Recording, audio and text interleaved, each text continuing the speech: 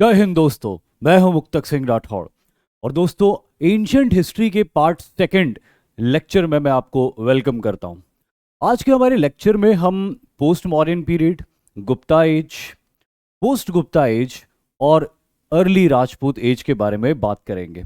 और इस टॉपिक में मैं आपको इस लेक्चर में मैं आपको सिर्फ वही टॉपिक्स कवर करूंगा जो आपकी एग्जाम पॉइंट ऑफ व्यू से इंपॉर्टेंट है। आओ देर नहीं करते हैं और शुरू करते हैं आज का लेक्चर। तो आज का जो लेक्चर है उसका पहला टॉपिक है post modern period. Post modern period में कौन कौन से इंपॉर्टेंट इवेंट्स हुए थे, कौन कौन से इंपॉर्टेंट रूलर्स थे, उनके क्या अचीवमेंट्स थे, सिर्फ उसी के बारे में हम बात करेंगे। और क्या क्या कल्चरल डेवलपमेंट्स थे। पोस्ट मॉडर्न पीरियड सबसे पहले है क्या?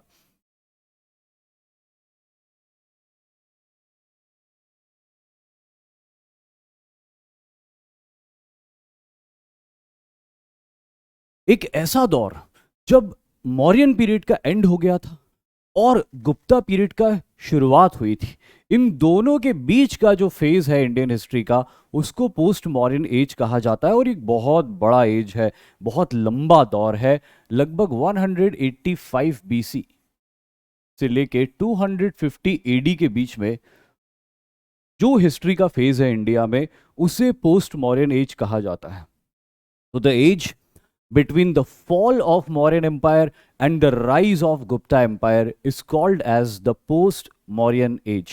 अभी जो post-Mauryan age है, इस post-Mauryan age का एक क्लासिफिकेशन होता है।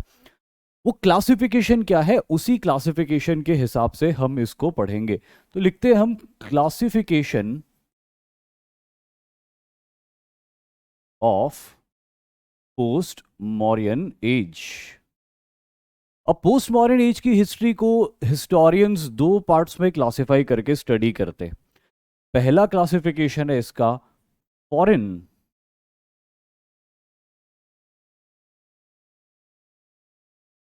रूलर्स या डायनेस्टी, और दूसरा है नेटिव रूलर्स या डायनेस्टीज। देखो, बात ऐसी है कि जब मौर्यंस का डिक्लाइन हुआ तो एक बहुत बड़ी पैरामाउंट पावर भारत में खत्म हुई। और जब एक बहुत बड़ी पैरामाउंट पावर भारत के अंदर खत्म हुई तो बहुत सारी रीजनल पावर्स का डेवलपमेंट हुआ। लेकिन साथ ही साथ इस पैरामाउंट पावर के खत्म होने की वजह से नॉर्थ वेस्टर्न बॉर्डर्स इंडिया की इनसिक्योर हुई, वहां का डिफेंस कमजोर हुआ, जिसका फायदा उठा के कई तरह के इन्वेडर्स भारत के अंदर घुसने में कामयाब रहे। और उनमें से कुछ ऐसे इन्वेडर्स थे जिन्होंने सक्सेसफुली इंडिया के नॉर्दर्न, नॉर्थ वेस्टर्न और वेस्टर्न पार्ट्स में अपने किंगडम्स एस्टैब्लिश किए। इस तरह के रूलर्स जो भारत के बाहर से आकर भारत में बस गए थे और यहाँ पर फिर उन्होंने अपनी डायनेस्टीज कायम करी थी, उन्हें फॉरेन डायनेस्टीज या फॉरेन रूलर्स कहा जाता है। लेकिन ऐसी डायनेस्टीज जो कहीं बाहर से नहीं आई थी, नेटिवली इंडिया की थी, और मौर्यंस के डिक्लाइन के बाद सेंट्रल इंडिया, ईस्टर्न इंडिया और डेक्कन इंडिया में उन्होंने अपने रूल को इस्टेब्लिश किया था, उन्हें नेटिव डायनेस्टीज कहा जाता है। तो अगर हम फॉरेन रूलर्स की बात करें या फॉरेन डायनेस्टीज की बात करें तो इसमें सबसे पहला नाम आता है इंडो ग्रीक्स का,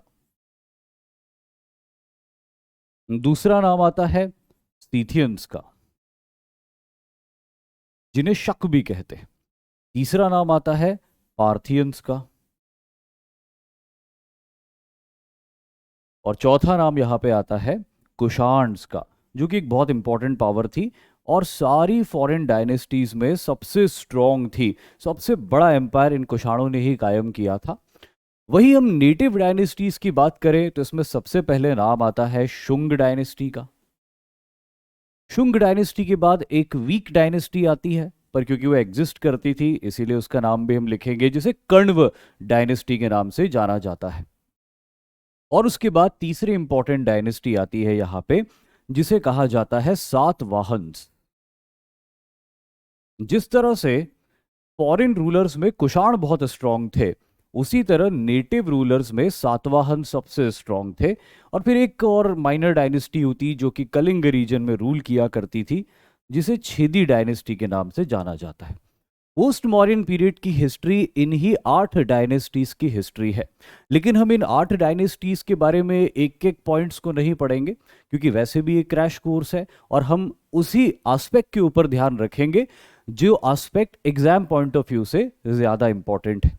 तो इसी की प्रोसेस में जब हम शुरुआत करते हैं, तो अच्छा, एक शुरुआत करने से पहले मैं एक नक्शा आपके सामने दिखाऊंगा, और उस नक्शे में मैं आपको ये बताऊंगा कि किस किस तरह से कौन कौन सी डायनेस्टीज पोस्ट मॉडर्न पीरियड में इंडिया के अलग अलग इलाकों में रूल किया करती थी। तो ये हमारे भारत का नक्शा, और इसमें इधर पाकिस्तान है और ये बांग्लादेश है, जो कि अब तो अलग अलग कंट्रीज है लेकिन उस वक्त भारत का ही हिस्सा हुआ करते थे। तो इनको भी हम कंसिडरेशन में लेकर बात करेंगे और नक्शे को मार्क करेंगे।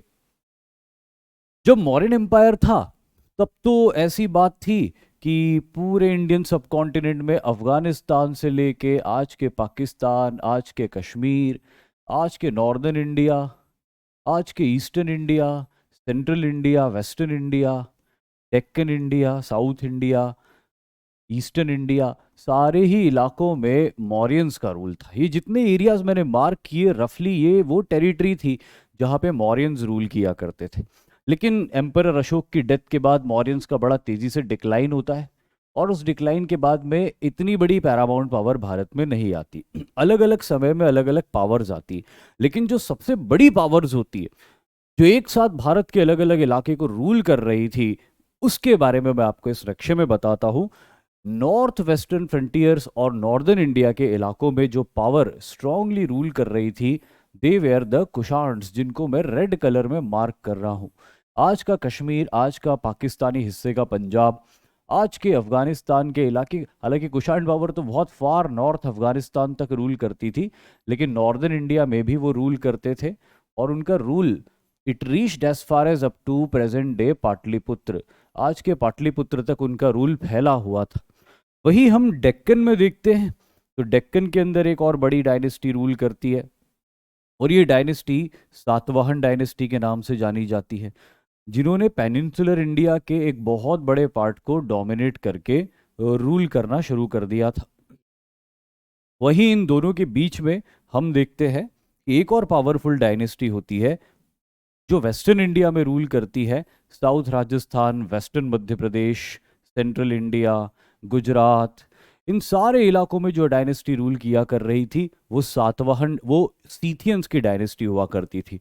पोस्ट मॉडर्न पीरियड में और भी डायनेस्टीज आई और गई, लेकिन ये 3 डायनेस्टीज सबसे इंपॉर्टेंट डायनेस्टीज है जिन्होंने इंडिया के एक बड़े हिस्से को आपस में डिवाइड करके रूल किया था। वहीं ईस्टर्न इंडिया में हमें पता चलता है कि एक छेदी डायनेस्टी जैसी डायनेस्टी थी जो आज के उड़ीसा और उस समय के कलिंग के इलाके को रूल करती थी। आप देख रहे होंगे कि भारत का कुछ हिस्सा अभी भी बचा हुआ है जहां पर मैंने कोई मार्किंग नहीं करी है। दरअसल ये कुछ ऐसे हिस्से हुआ करते थे जहां पर छोटी मोटी माइनर डायनेस्टीज रूल किया करती थी। वही साउथ इंडिया में हमें पोस्ट मॉडर्न एज में पता चलता है कि चोला, पांड्या और चेरा जैसी पावरफुल डायनेस्टीज रूल किया करती थी। तो इस तरह से मौर्यंस के डिक्लाइन के बाद पूरे इंडिया को पॉलिटिकली कई अलग अलग पावर्स में डिवाइड होना पड़ गया। ये पॉलिटिकल डिसइंटीग्रेशन हुआ। लेकिन अब हम एक एक करके सारी डायनेस्टीज, उनके मेजर रूलर्स, उनके अचीवमेंट्स के बारे में बात करते हैं। सबसे पहले हम बात करेंगे इंडो ग्रीक्स की, जिन्हें हिंदू यूनानी भी कहा जाता है। तो ये इंडो ग्रीक्स कौन थे और कहाँ से आए थे?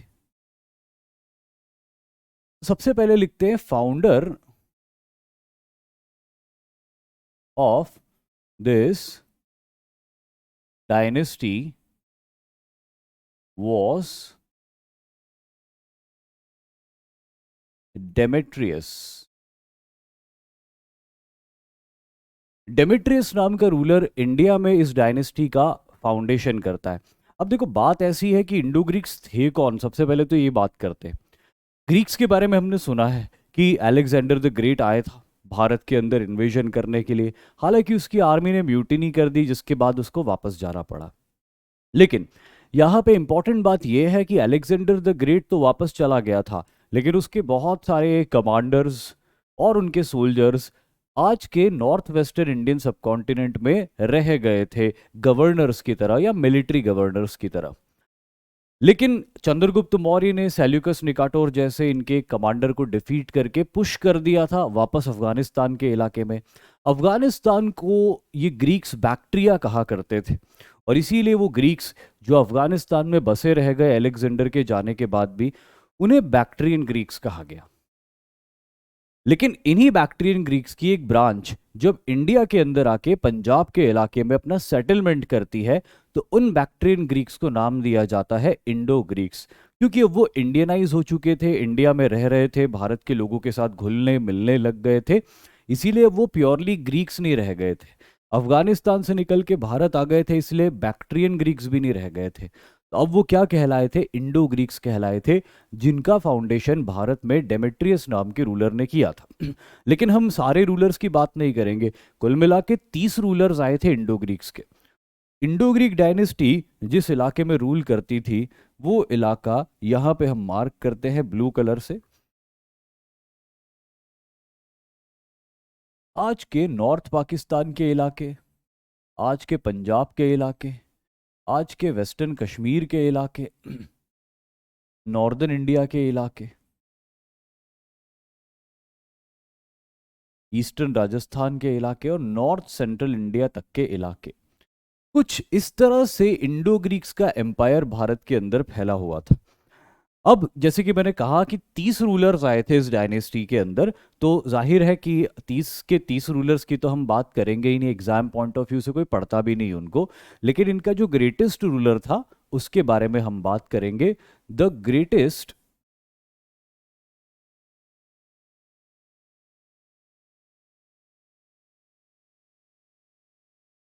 Ruler of this dynasty was, जिसका नाम था मिनांडर।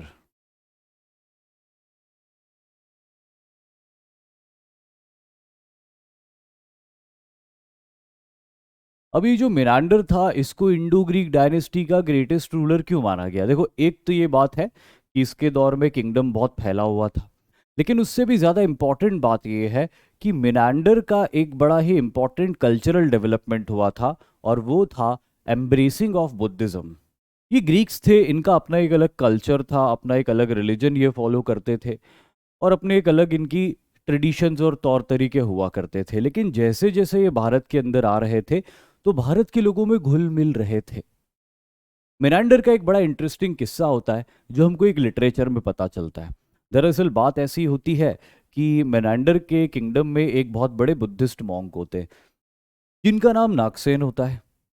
मेनांडर एक बार उनसे मिलने के लिए जाते हैं, और उस मुलाकात में मेनांडर और बुद्धिस्ट मॉन्क नागसेन के बीच में एक लंबा डिबेट होता है।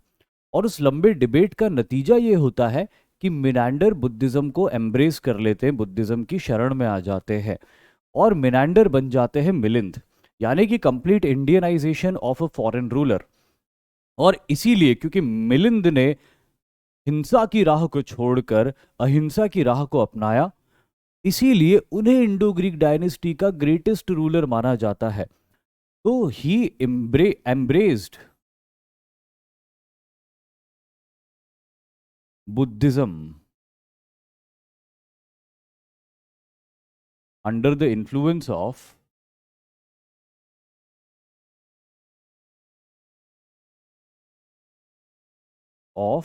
monk नागसेन। मॉन्क नागसेन के इन्फ्लुएंस में इन्होंने बौद्ध धर्म ग्रहण कर लिया था। और इसकी इंफॉर्मेशन हमको कहां से मिलती है? This information is obtained from, एक लिटरेचर से मिलती है जिसका नाम है मिलिंद।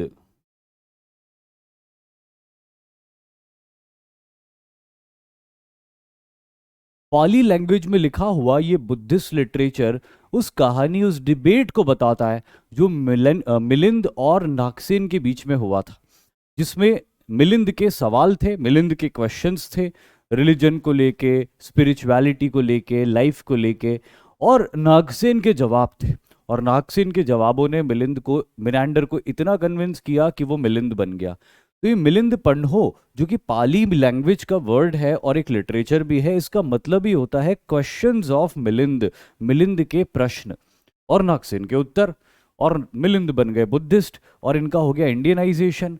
इंडियनाइजेशन होने के बाद इन्होंने वॉरफेयर की पॉलिसी को छोड़ दिया और यही बात भारत में किसी रूलर को ग्रेट बनाती है। और इसीलिए इंडो ग्रीक डायनेस्टी का एक रूलर जो आपको याद रखना है वो रूलर है मिनांडर। यहाँ पे इस लेक्चर में मैं आपको सिर्फ वही पॉइंट्स बताऊंगा जो आपको याद रखना है, आपके लिए इंपॉर्टेंट है, और किसी अननेसेसरी पॉइंट को हम टच भी नहीं करेंगे। एक और इंपॉर्टेंट पॉइंट जो इंडो ग्रीक्स के कॉन्टेक्स्ट में है और जो आपको याद रखना है, they issued first gold coins in India, which were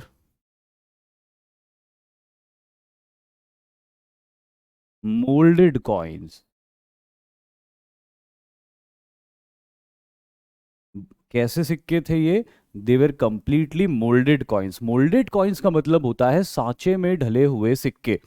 दरअसल इससे पहले जो इंडियन डायनेस्टीज हुआ करती थी, वो डायनेस्टीज जिस तरह के सिक्के इशू करती थी वो पंच मार्क्ड कॉइन्स हुआ करते थे। हिंदी में उसको बोलते आहत सिक्के। एक मेटल को लेके उसके ऊपर एक पंचिंग करते थे, एक इम्प्रिंट बना देते थे पंच करके, और एक निशान बन जाता था, राज चिन्ह बन जाता था। ये जो भी सिक्के के ऊपर उनको बनाना होता था वो बना देते थे उसको पंच करके। लेकिन इंडो ग्रीक्स ने जिस तरह के कॉइन्स इशू करना शुरू किए भारत में, तो वो एक नया ट्रेडिशन बन गया जिसको पंच मार्क्ड कॉइन्स नहीं, जिसको मोल्डेड कॉइन्स कहा जाता था। एक सांचा होता था और उस सांचे के अंदर पिघला हुआ धातु डाल देते थे। जो भी आकार उस सांचे का होता था वो धातु, वो मेटल, वो आकार ले लेता था। और जब वो ठंडा होता था तो उस सांचे को खोलकर सिक्के को निकाल लिया जाता था। तो इस तरह से मोल्डेड कॉइन्स इन्होंने बनाए। और एक और इम्पॉर्टेंट फीचर है इसी मोल्डेड कॉइन्स का जो इंडिया में बहुत पॉपुलर हुआ, कि दीज कॉइन्स वेर एट्रीब्यूटेड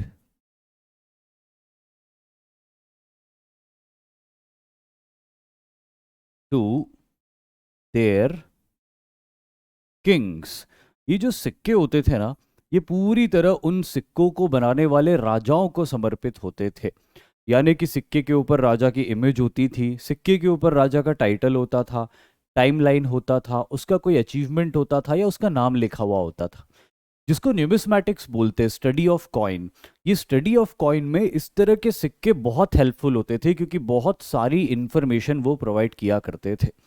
और इसीलिए इस तरह के सिक्के जब इंडो ग्रीक्स ने भारत में चलाए तो ग्रेजुअली दूसरे रूलर्स भी इस तरह के सिक्के उस समय भारत में चलाना शुरू कर देते। और उसके बाद ज्यादातर सिक्के जो भारत में बनते वो इसी तरह के मोल्डेड कॉइन्स बनते, जिसकी मदद से न्यूमिस्मैटिक या फिर सिक्कों का अध्ययन करने वाले लोगों के लिए इतिहास को इन सिक्कों के माध्यम से जानना और समझना बहुत आसान हो गया।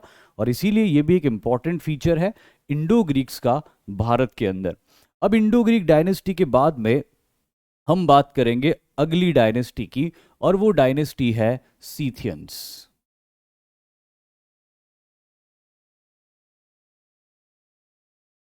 Founder of this dynasty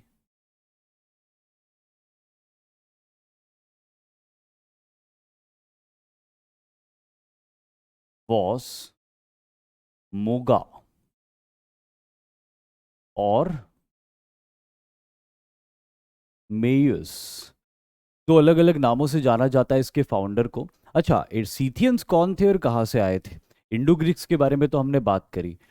Scythians के बारे में ये बिलीव किया जाता है कि सीथियंस का भारत के अंदर आना हुआ था नॉर्थ वेस्ट के इलाकों से। कुछ हिस्टोरियंस ये कहते हैं कि इंडो ग्रीक्स के ही ये लोग सोल्जर्स हुआ करते थे, कमांडर्स हुआ करते थे, और इंडो ग्रीक्स के वीक पड़ जाने की सूरत में इन्होंने पावर ऑक्यूपाई कर ली, इन्होंने थ्रोन ऑक्यूपाई कर ली। कुछ इतिहासकार मानते हैं कि शक या सीथियंस ये ज्यादातर कैस्पियन सी और उसके आसपास के इलाके में रहने वाली एक वॉर लाइक ट्राइब हुआ करती थी, जो कि इंडो ग्रीक्स के कमज़ोर पड़ जाने की वजह से भारत के अंदर घुसी चली आई थी। और भारत के उत्तर पश्चिमी इलाकों में जहाँ पे सीथियंस का रूल हुआ करता था कभी, उस इलाके को रूल करना इन्होंने शुरू कर दिया था। तो एक बार ज़रा हम देख लेते हैं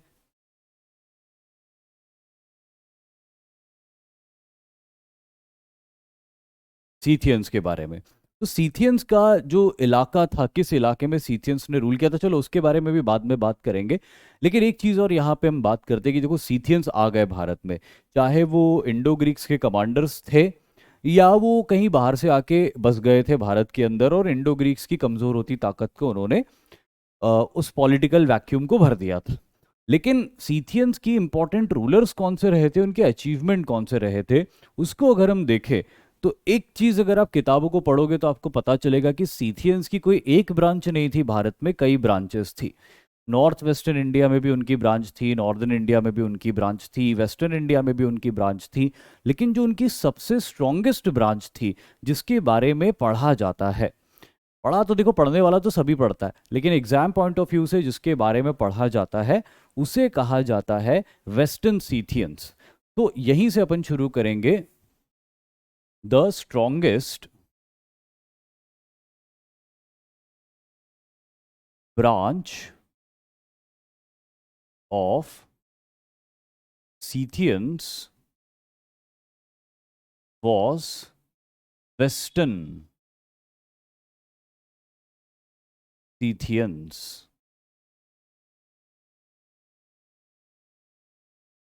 जिन्हें पश्चिमी शक क्षत्रप भी कहा जाता है, जिन्हें वेस्टर्न क्षत्रप भी कहा जाता है। एक टर्म जो इनके लिए बार बार यूज होती रही है वो है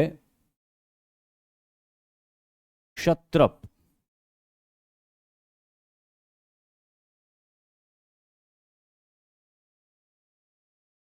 क्षत्रप ओरिजिनली ये पर्शियन लैंग्वेज का वर्ड था क्षत्रप, जिसका मतलब होता था मिलिट्री गवर्नर।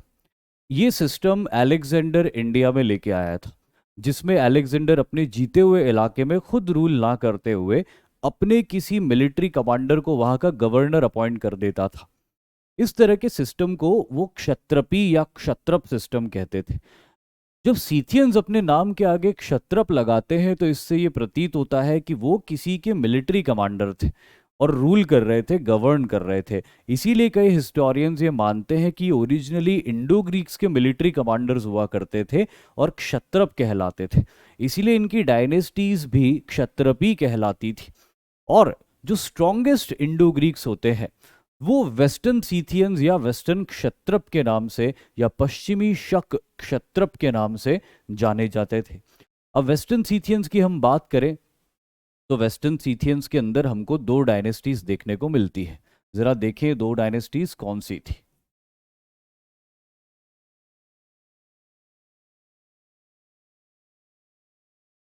एक डायनेस्टी थी जिसको क्षहराट डायनेस्टी के नाम से जाना जाता था, और दूसरी डायनेस्टी थी जिसको चष्टान या चस्टाना डायनेस्टी के नाम से जाना जाता था। जो क्षहराट डायनेस्टी थी, इस क्षहराट डायनेस्टी का एक ग्रेट रूलर था जिसका नाम था नहपान। बड़ा पावरफुल रूलर था। और ये किस इलाके में रूल करते थे, ये जिस इलाके में रूल करते थे that was the western Indian reason. ये जो पश्चिमी भारत का इलाका है, आज का वेस्टर्न मध्य प्रदेश, आज का साउथ राजस्थान का इलाका, गुजरात के इलाके, कुछ कुछ नॉर्थ महाराष्ट्र के इलाके, अप्रोक्सीमेटली ये वो वेस्टर्न इंडिया का रीजन था जहां पे सीथियंस एक पावरफुल डायनेस्टी की तरह रूल किया करते थे। नहपान इनका रूलर था। लेकिन यहाँ पे नहपान को सातवाहन रूलर गौतमीपुत्र सातकर्णी के हाथों एक करारी हार का सामना करना पड़ता है। एक ऐसी हार जिसमें ना सिर्फ नहपान अपने राज्य के कई इलाके हार जाता है, बल्कि उसकी डेथ भी हो जाती है, जिसके बाद सीथियंस कुछ वक्त के लिए डिक्लाइन हो गए थे। और अगर इस एम्पायर की तरफ हम नज़र डालें तो ये जो सारा इलाका है, ये इतना इतना इलाका, गुजरात का इलाका, साउदर्न सदर्न गुजरात का इलाका, ये सब सीथियंस लूज कर जाते हैं। और ये इलाके सातवाहन टेरिटरी का हिस्सा बन जाते हैं।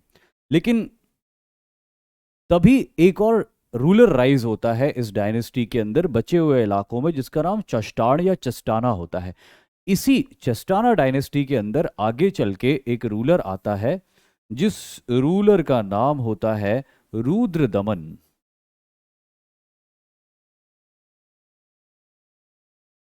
अब अगर आप ध्यान दो तो क्षहराट, नहपान, चेस्टाना, ये सारे बड़े फॉरेन टाइप के नाम हमको दिखाई देते हैं।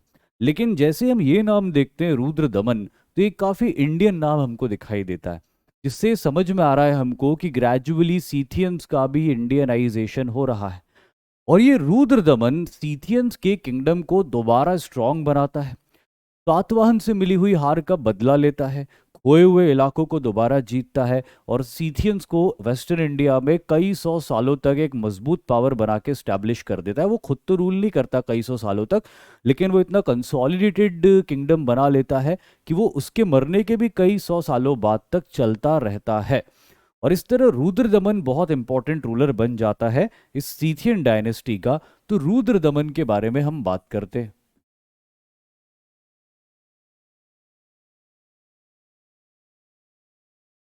टाइमलाइन हम नहीं लिखेंगे ज़्यादातर पोस्ट मॉडर्न पीरियड के रूलर्स का, क्योंकि टाइमलाइन में काफ़ी वेरिएबिलिटी है अलग अलग स्कॉलर्स की पॉइंट ऑफ व्यू से। इसीलिए इसीलिए पोस्ट मॉडर्न एज के अंदर टाइमलाइन का कोई खास इंपॉर्टेंस नहीं होता एग्जाम या क्वेश्चंस के पॉइंट ऑफ व्यू से। जहाँ जहाँ होता है वहाँ मैं जिक्र कर दूंगा, जहाँ ज़रूरी नहीं है वहाँ पे हम लिखेंगे भी नहीं। लेकिन रुद्रदमन की जो दूसरे अचीवमेंट्स हैं, जो ऑथेंटिसिटी के साथ में प्रूव हो चुके हैं, उसके बारे में हम बात करेंगे। तो रुद्रदमन वेस्टर्न इंडिया के एक पावरफुल रूलर थे, और रुद्रदमन की हमको मैक्सिमम इंफॉर्मेशन कहाँ से मिलती है? मैक्सिमम इंफॉर्मेशन हमको रुद्रदमन की मिलती है एक इंस्क्रिप्शन से, जिसको बोलते हैं जूनागढ़।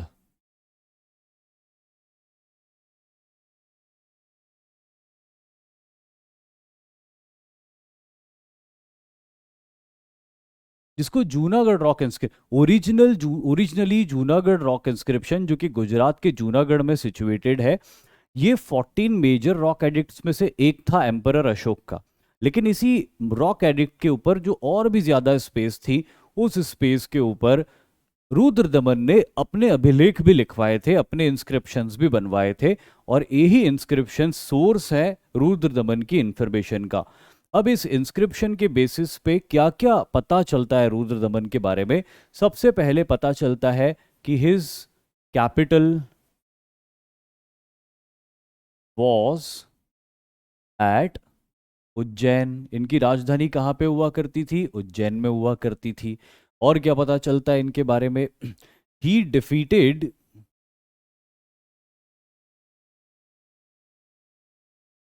सातवाहन रूलर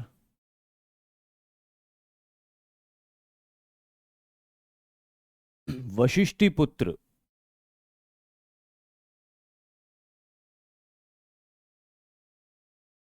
ट्वाइस, दो बार हराया इसने।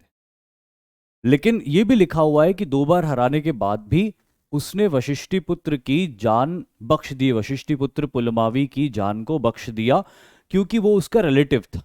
जिससे ज्यादातर हिस्टोरियंस ये कंक्लूड करते हैं कि रुद्रदमन की सीथियन फैमिली और सातवाहन की फैमिली के बीच में कोई मैट्रिमोनियल टाई रहा होगा, और शायद रुद्रदमन की फैमिली की कोई लड़की सातवाहनों के यहाँ पे ब्याही गई होगी वशिष्ठिपुत्र के साथ। और सिर्फ यही एक ऐसा रिश्ता हो सकता था जिसकी वजह से वशिष्ठिपुत्र को हराने के बाद भी रुद्रदमन ने उसको मारा नहीं था, वरना मार डालता। उसके घर का जवाई रहा होगा, इसलिए शायद उसको मारा नहीं होगा, बट दो बार उसको लड़ाई में हराया था। एक और इंफॉर्मेशन हमको इनके बारे में मिलती है कि his capital was at Ujjain. Ujjain में इनकी राजधानी हुआ करती थी, जो आज मध्य प्रदेश के वेस्टर्न इलाके में एक इंपॉर्टेंट कल्चरल टाउन है। उसके अलावा हमको इनके बारे में इंफॉर्मेशन मिलती है कि ही एम्ब्रेस्ड वैदिक रिलीजन।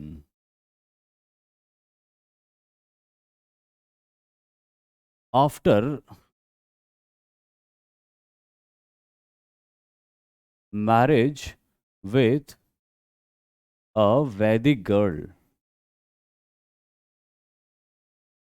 किसी वैदिक लड़की से विवाह करने के बाद इन्होंने वैदिक रिलीजन को एम्ब्रेस कर लिया था। यानी कि क्लियरली हमको पता चलता है इस इंस्क्रिप्शन से कि ये वैदिक रिलीजन का ओरिजिनली फॉलोवर नहीं था, लेकिन इसने ग्रेजुअली इंडियनाइजेशन अपना किया। एक वैदिक कन्या से विवाह इसका हुआ होगा, और ऐसा नहीं है कि विवाह हो गया इसलिए वैदिक रिलीजन को फॉलो किया। ये पहले से ही प्लान कर लिया होगा कि ये वैदिक रिलीजन को फॉलो करेगा, और फिर उसके बाद में एक वैदिक लड़की के साथ में इसका विवाह हुआ होगा। ऐसे विवाह इसीलिए किए जाते थे क्योंकि इसकी आने वाली जो जेनरेशन है उसके अंदर इंडियन ब्लड मिल जाए और इनका इंडियनाइजेशन पक्का हो जाए, और इसीलिए ये बात भी वहाँ पे स्पेशली मेंशन की गई है। एक और इम्पॉर्टेंट बात वहाँ पे मेंशन की गई है, he repaired the Sudarshan lake.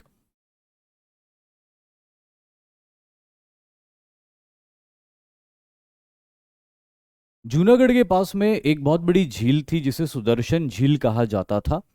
दरअसल ये झील मौर्यन पीरियड में बनी थी। चंद्रगुप्त मौर्य के वक्त ये झील बनी हुई थी, लेकिन मौर्यन पीरियड के डिक्लाइन के बाद में इसके एम्बार्कमेंट्स का ठीक से मेंटेनेंस नहीं हो पाया होगा, जिसकी वजह से ये टूटने बिखरने लग गई, और इस झील से जो ऑब्जेक्टिव अचीव होना चाहिए था, वाटर की अवेलेबिलिटी, नेविगेशन और तमाम सारी चीज़ें, वो फुलफिल नहीं हो पा रहा होगा लोकल्स के लिए। और इसीलिए रुद्रदमन ने इसके एम्बार्कमेंट्स को रिपेयर करवाया, और इसके एम्बार्कमेंट्स को रिपेयर करवाने के बाद में ये झील दोबारा दुरुस्त हो गई लोकल्स के यूज़ के लिए। तो एक पब्लिक वेलफेयर का काम था जो कि रुद्रदमन ने यहाँ पे किया था। एक और इम्पॉर्टेंट इंफॉर्मेशन हमको इंस्क्रिप्शन से मिलती है, और वो इंफॉर्मेशन है,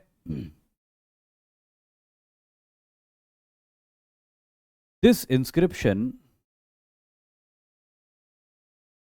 was in chaste संस्कृत।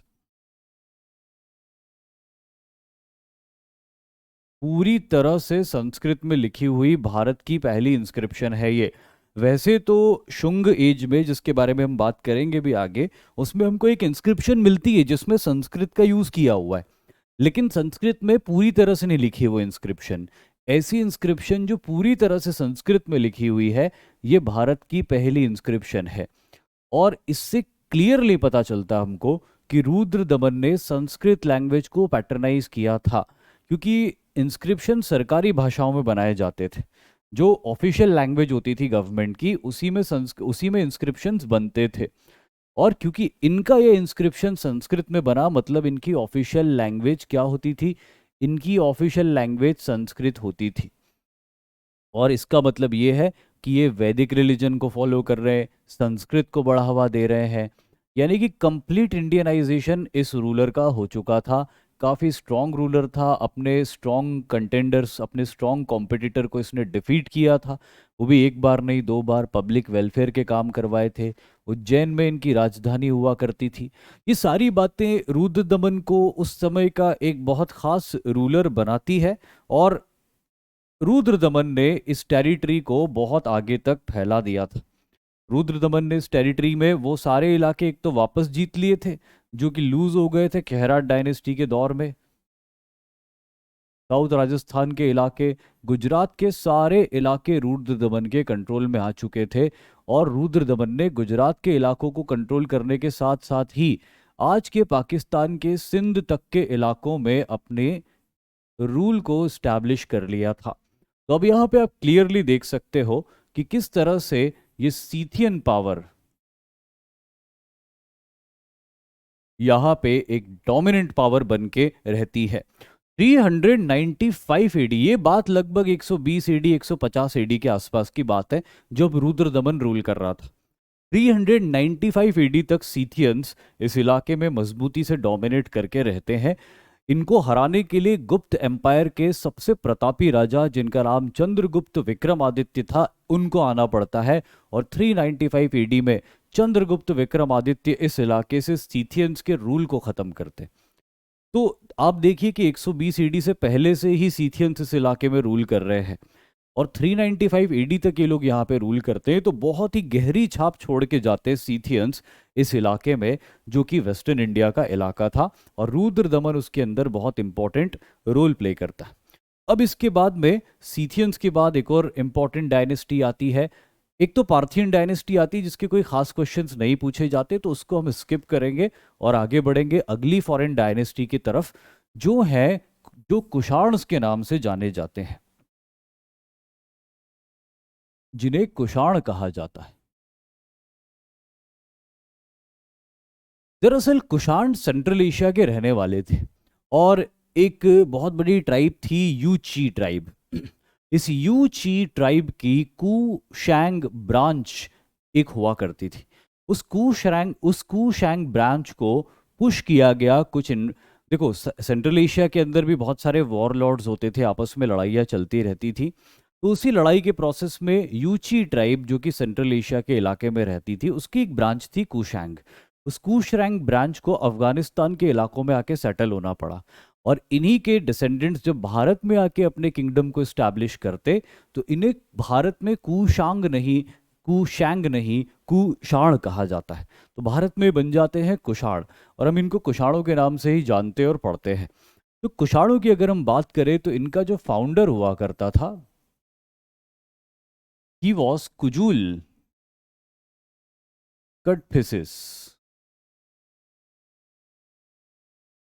नाम से ही समझ में आ रहा है कि बिल्कुल इंडियन नहीं है ये, कुजुल कटफिसिस। लेकिन कुजुल कटफिसिस इसका फाउंडर था। कुजुल कटफिसिस के बाद कई रूलर्स आए, विम कटफिसिस, विम टक्टू। लेकिन इस डायनेस्टी का जो ग्रेटेस्ट रूलर था, जिसके बारे में पढ़ा जाता है, वो ग्रेटेस्ट रूलर था Kanishka, also called as second Ashoka. इसी कनिष्क को सेकंड अशोक भी कहा जाता है, द्वितीय अशोक भी कहा जाता है। आखिर क्या बातें हैं जो इसको एम्परर अशोक से मैच करती है इतना कि इतिहासकारों ने इसको सेकंड अशोक तक कह डाला? तो जरा देखते क्या क्या इंपॉर्टेंट बातें हैं। सबसे पहली बात, both had a large empire, दोनों का एम्पायर बहुत फैला हुआ था। आगे अपन देखेंगे नक्शे पे कि कहाँ तक इनका एम्पायर फैला हुआ था, वैसे मैंने आपको बता दिया पहले भी। दूसरा इंपॉर्टेंट बात जो इनको एम्परर अशोक से कंपेयर करती है, both where aggressive in early phase of life. दोनों बहुत गुस्सैल थे अपने अर्ली फेज में लाइफ के। तीसरी बात जो उन दोनों को कंपैरेबल बनाती है, both were the worshippers of lord Shiva, दोनों ही शिव के वर्शिपर्स थे अर्ली फेज ऑफ लाइफ में। अगली बात, बोथ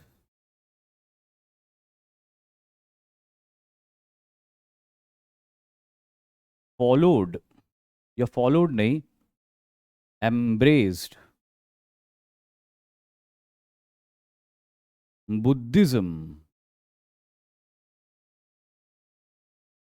दोनों ने अपनी लाइफ के लेटर फेज में बुद्धिज्म को एम्ब्रेस कर लिया था।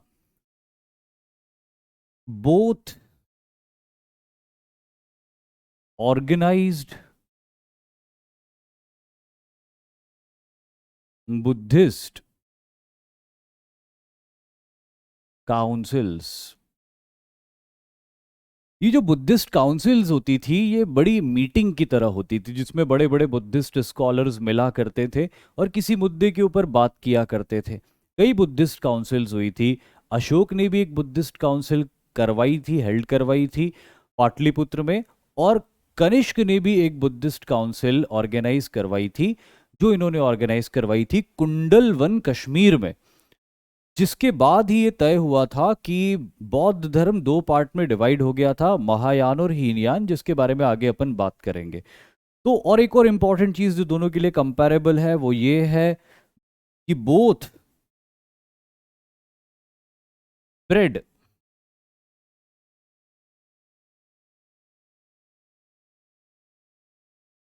बुद्धिस्ट रिलीजन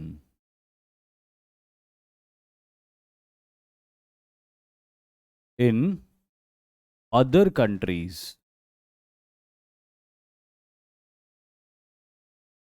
दोनों ने बुद्धिज्म को दूसरे देशों में फैलाया। जहां पर एम्परर अशोक ने श्रीलंका और साउथ ईस्ट एशिया में बुद्धिज्म को फैलाया, वहीं पर कनिष्क ने बुद्धिज्म को तिब्बत में फैलाया, जहां से आगे वो चाइना, कोरिया और जापान तक भी पहुंचा। तो दोनों का कंट्रीब्यूशन है। आज जो बुद्धिज्म फॉलो किया जाता है साउथ ईस्ट एशिया और ईस्ट एशिया के अंदर, ये इन्हीं दो रूलर्स की वजह से फॉलो किया जाता है, क्योंकि इन्होंने ही उसको फैलाया था अलग अलग देशों में। क्योंकि इतनी सारी बातें इन दोनों के बीच में सिमिलर है, इसीलिए इतिहासकारों ने बहुत आसानी से एम्परर कनिष्क को सेकंड अशोक कह दिया। एक और इंपॉर्टेंट बात जो यहाँ पे हमको कनिष्क के बारे में याद, दो तीन इंपॉर्टेंट बातें याद रखनी होगी। पहली इंपॉर्टेंट बात ये कि मोस्ट ऑफ हिज इन्फो या मोस्ट ऑफ हिज इंफॉर्मेशन कहाँ से मिलती।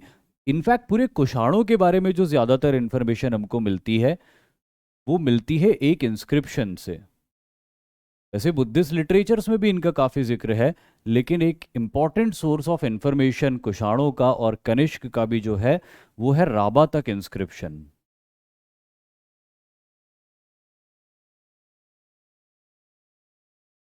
ये राबा तक इंस्क्रिप्शन मिलती है आज के अफगानिस्तान से। आज का जो अफगानिस्तान है वहां पे इंस्क्रिप्शन मिली है, राबा तक इंस्क्रिप्शन, जो ये क्लियर करती कि इनका रूल अफगानिस्तान में भी फैला हुआ था। इनफैक्ट अफगानिस्तान से भी काफी नॉर्थ में फैला हुआ था। एक और इम्पॉर्टेंट बात जो आपको इनके बारे में याद रखनी, कि इन्होंने इनके रूल के बिगिनिंग के साथ एक कैलेंडर की शुरुआत करी थी। उसे शक संवत कहा जाता है, जो आज भारत का नेशनल कैलेंडर भी है। तो याद रखना, he started the Saka era 78 AD. 78 AD से साका एरा की शुरुआत मानी जाती है। तो अभी जैसे 2022 चल रहा है, 78 एडी में साका एरा की शुरुआत हुई थी। तो साका एरा के हिसाब से अभी कौन से साल चल रहा है, तो आप 2022 में से 78 को माइनस कर दो, तो जो निकल के आएगा वो शक संवत के हिसाब से साल होगा, जो कि इंडिया का नेशनल कैलेंडर भी है। और साथ ही साथ में एक और इम्पॉर्टेंट बात इनके बारे में याद रखनी है। वो इम्पॉर्टेंट बात यह है कि he issued the purest gold coins in India. Purest gold coins in India. और इसकी एक वजह थी, वो वजह भी अपन यहां पे एक पॉइंट के रूप में लिख लेते हैं। ही कंट्रोल्ड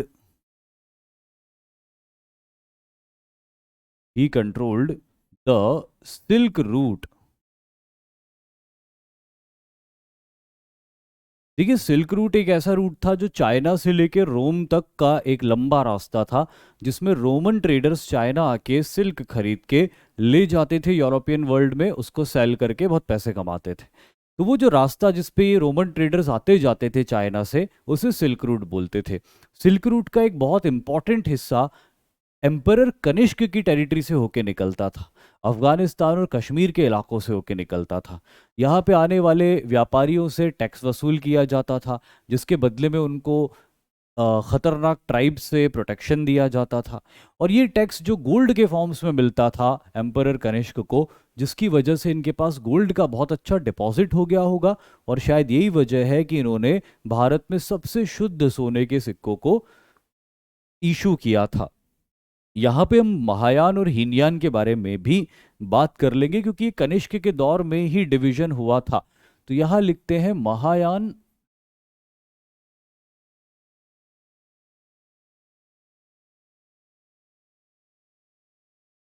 महायान, और यहाँ लिखते हैं Hinayana.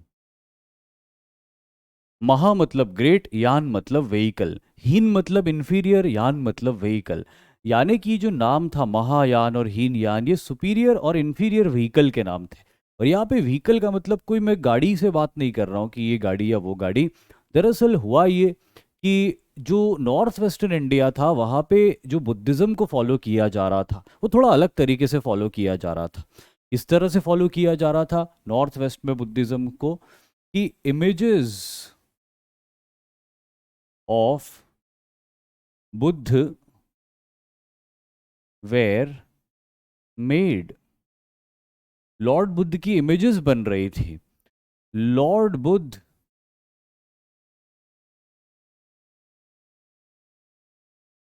Was worshipped. Lord Buddha को वर्शिप किया जा रहा था। जबकि रेस्ट ऑफ इंडिया के अंदर, सेंट्रल इंडिया साउथ इंडिया के रीजन्स में, Buddhism was practised in traditional way.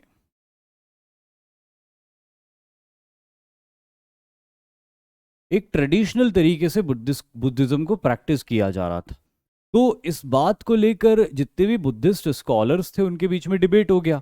और इसी सॉल्यूशन को, इसी मुद्दे पर फाइनल कंक्लूजन निकालने के लिए एम्परर कनिष्क ने बुद्धिस्ट काउंसिल बुलाई थी, है ना। तो ये जो कंक्लूजन हुआ था, this division this division was concluded in fourth Buddhist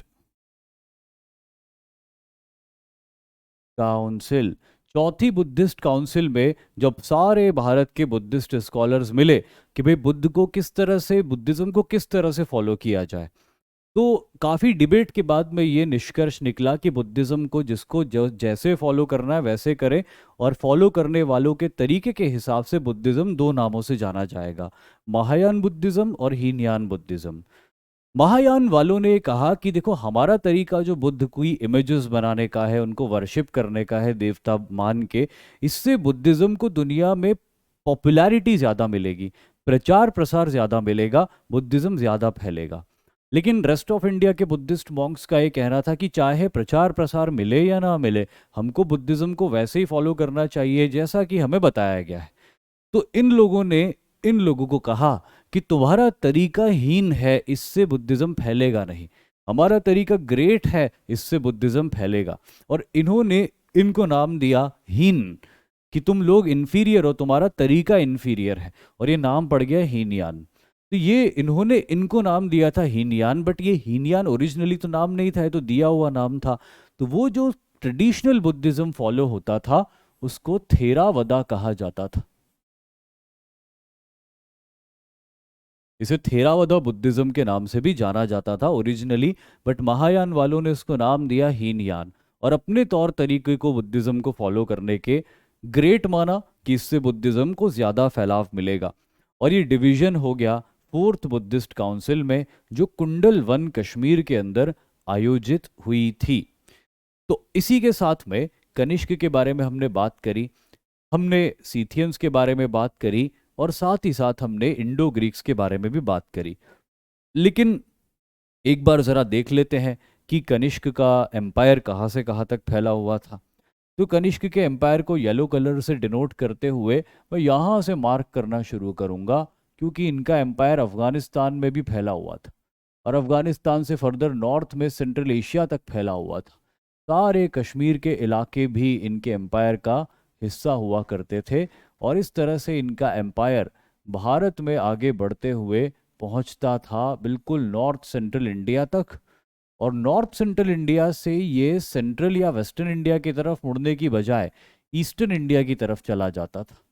और ईस्टर्न इंडिया में आज के बिहार तक के इलाकों में कुषाण्स का एम्पायर फैला हुआ था।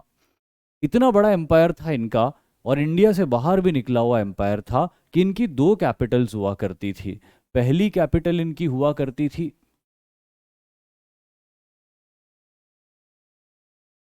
यहां पे मैं लिख देता हूं, कुषाण्स। इनकी पहली कैपिटल हुआ करती थी पुरुषपुर, जो आजकल पाकिस्तान में पेशावर के नाम से जाना जाता है। और इनकी दूसरी कैपिटल हुआ करती थी मथुरा।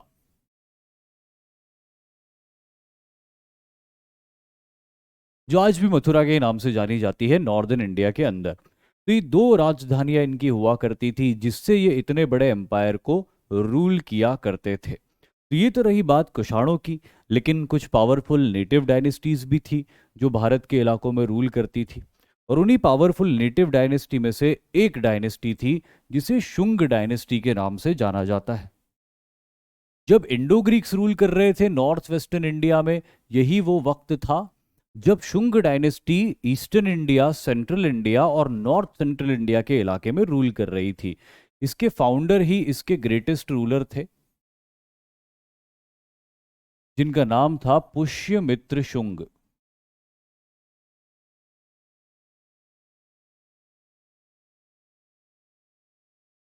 पुष्यमित्र शुंग ही वो इंसान थे जिन्होंने पोस्ट मॉर्यन पीरियड की शुरुआत की थी। He killed he killed last Mauryan ruler Brihadratha. He killed the last Mauryan ruler, जिनका नाम था बृहदरथ। बृहदरथ की हत्या करी और इसी के बाद पोस्ट मौर्यन पीरियड की शुरुआत मानी जाती है। और फिर इन्होंने बृहदरथ को क्यों मारा, ऐसा क्या बात हो गई थी? तो प्रॉब्लम यहाँ पे ये मानी जाती है कि वो जो दौर था 190 बीसी के आसपास का दौर, इंडो ग्रीक्स ने भारत के ऊपर हमले तेज कर दिए थे। ऐसी सूरत में इंडिया को एक ऐसे रूलर की जरूरत थी जो कि इन हमलों का मुकाबला करके लोगों को प्रोटेक्ट कर सके। लेकिन वो बात बृहदरथ के अंदर नहीं थी। इसीलिए तमाम मिनिस्टर्स, नोबलमैन, कमांडर, आर्मी लोग चाहते थे कि ऐसा रूलर अब हमको मिले जो हमको हमलों से बचाए। और सबने ये क्वालिटीज पुष्यमित्र शुंग के अंदर देखी, क्योंकि वो ऑलरेडी मौर्यन आर्मी का कमांडर इन चीफ था। और इसीलिए सबने उसको मोटिवेट किया होगा कि आप बृहदरथ को खत्म करो और खुद रूलर बनो, हम आपको सपोर्ट करेंगे। और इसीलिए उसने बृहदरथ की हत्या करी और खुद रूलर बन गया। और इसके बाद उसने टेरिटोरियल एक्सपेंशन किए, जो कि हमको पता चलता है कि ही कंडक्टेड 2 अश्वमेध यज्ञ।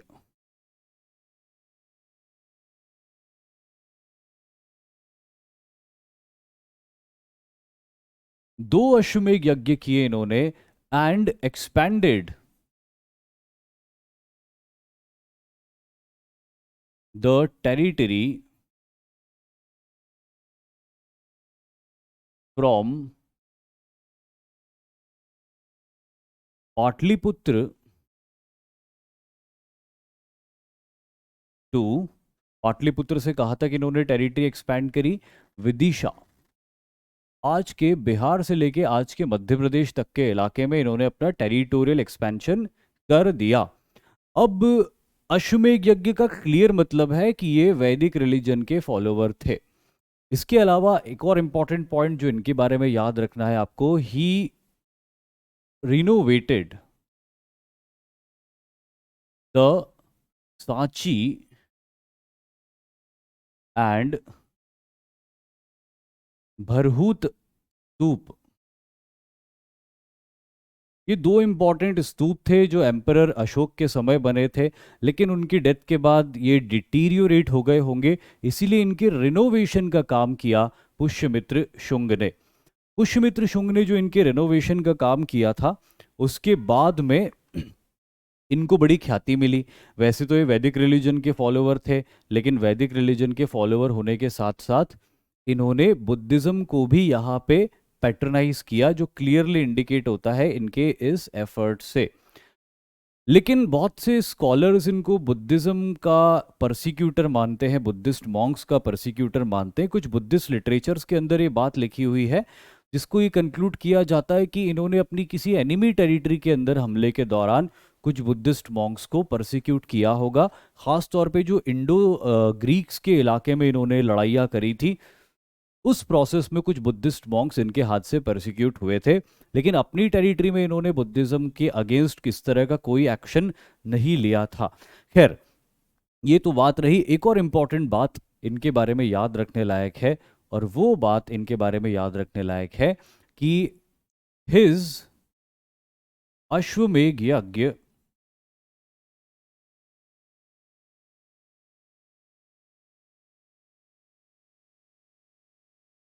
वेर परफॉर्म्ड बाय महर्षि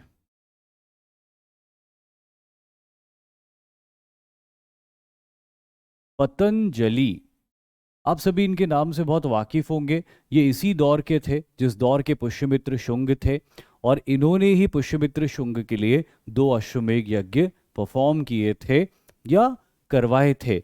एक और बात आपको यहाँ पे याद रख लेना चाहिए, वो ये कि पुष्यमित्र शुंग वॉज अ ब्राह्मण।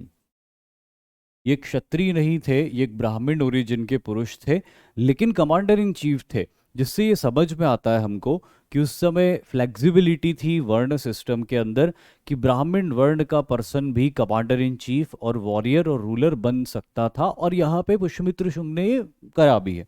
पुष्यमित्र शुंग की डेथ के बाद इनके सक्सेसर अग्निमित्र आते हैं। उसके बाद और भी सक्सेसर्स आते हैं, लेकिन ये डायनेस्टी उतनी स्ट्रांग नहीं रहती है पुष्यमित्र शुंग के बाद में। इसीलिए हम शुंग डायनेस्टी से आगे बढ़ेंगे, लेकिन शुंग डायनेस्टी की टेरिटरी कहाँ तक फैली हुई थी उसके बारे में हम यहाँ पे देख लेते हैं कि कहाँ तक इनकी टेरिटरी फैली हुई थी। ये रहे शुंग। आज के ईस्टर्न इंडिया से इनकी टेरिटरी शुरू होती थी, क्योंकि मौर्यंस 185 बीसी तक श्रिंक होके वापस यहीं तक आ गए थे। इसलिए जब इन्होंने बृहद्रथ को किल किया, तो यहीं से टेरिटरी इन्होंने शुरू करी एक्सपैंड करना। और आज के ईस्टर्न उत्तर प्रदेश तक के इलाके, आज के सेंट्रल इंडिया के इलाके, और आज के मध्य प्रदेश में भोपाल और उसके आसपास तक के इलाके इन्होंने कंप्लीटली कॉन्कर कर लिए थे। कुछ इलाके इन्होंने महाराष्ट्र के ईस्टर्न इलाके भी कॉन्कर कर लिए थे, जिसको विदर्भ का इलाका कहा जाता है। और नॉर्थ में भी इनकी टेरिटरी फैल के पहुंच चुकी थी नॉर्थ सेंट्रल इंडिया के इलाकों तक। तो एक अच्छा खासा एम्पायर इन्होंने कायम कर लिया था, जो कि शुंग एम्पायर के नाम से जाना गया। शुंग के बाद में कण्व रूलर आते, लेकिन कण्व रूलर इतने स्ट्रांग नहीं साबित होते हैं। इसीलिए कण्व डायनेस्टी को हम नहीं पढ़ेंगे। कण्व डायनेस्टी के बाद में अगली इंपॉर्टेंट डायनेस्टी जो नेटिव डायनेस्टी होती है, उसे सातवाहंस के नाम से जाना जाता है। लगभग 25 बीसी के आसपास, मतलब बिल्कुल जब बीसी खत्म हो रहा था, तब सातवाहन रूलर बने थे। और काफी लंबे समय तक ये लोग रूल करते रहे थे। इंडो ग्रीक्स की तरह भी इस डायनेस्टी के अंदर बहुत सारे रूलर्स आए थे, लेकिन अगेन हम सारों की बात नहीं करेंगे। सबसे पहले बात करते हैं फाउंडर की। तो founder of this dynasty was Simuk. Trimukh या सिमुक नाम का ये रूलर था, जो इस डायनेस्टी का फाउंडर माना जाता है। लेकिन इस डायनेस्टी का फर्स्ट ग्रेट रूलर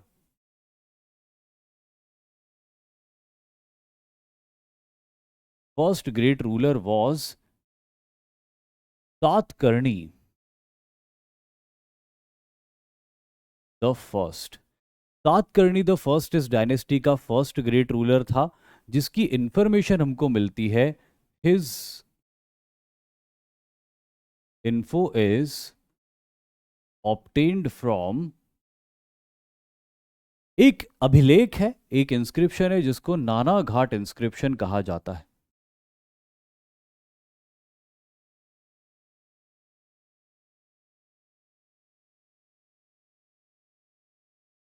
तो नाना घाट इंस्क्रिप्शन, जो कि इसकी वाइफ नैनिका ने बनवाया था, उसमें इसके अचीवमेंट्स के बारे में लिखा हुआ है कि एक ग्रेट रूलर था, इसने टेरिटोरियल एक्सपेंशन किया, अपने ओपोनेंट्स को डिफीट किया, और इस तरह से इसने सातवाहन एम्पायर को आगे बढ़ाया।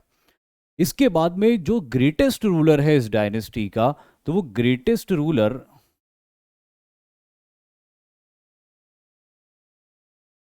इज गौतमी पुत्र Satakarni.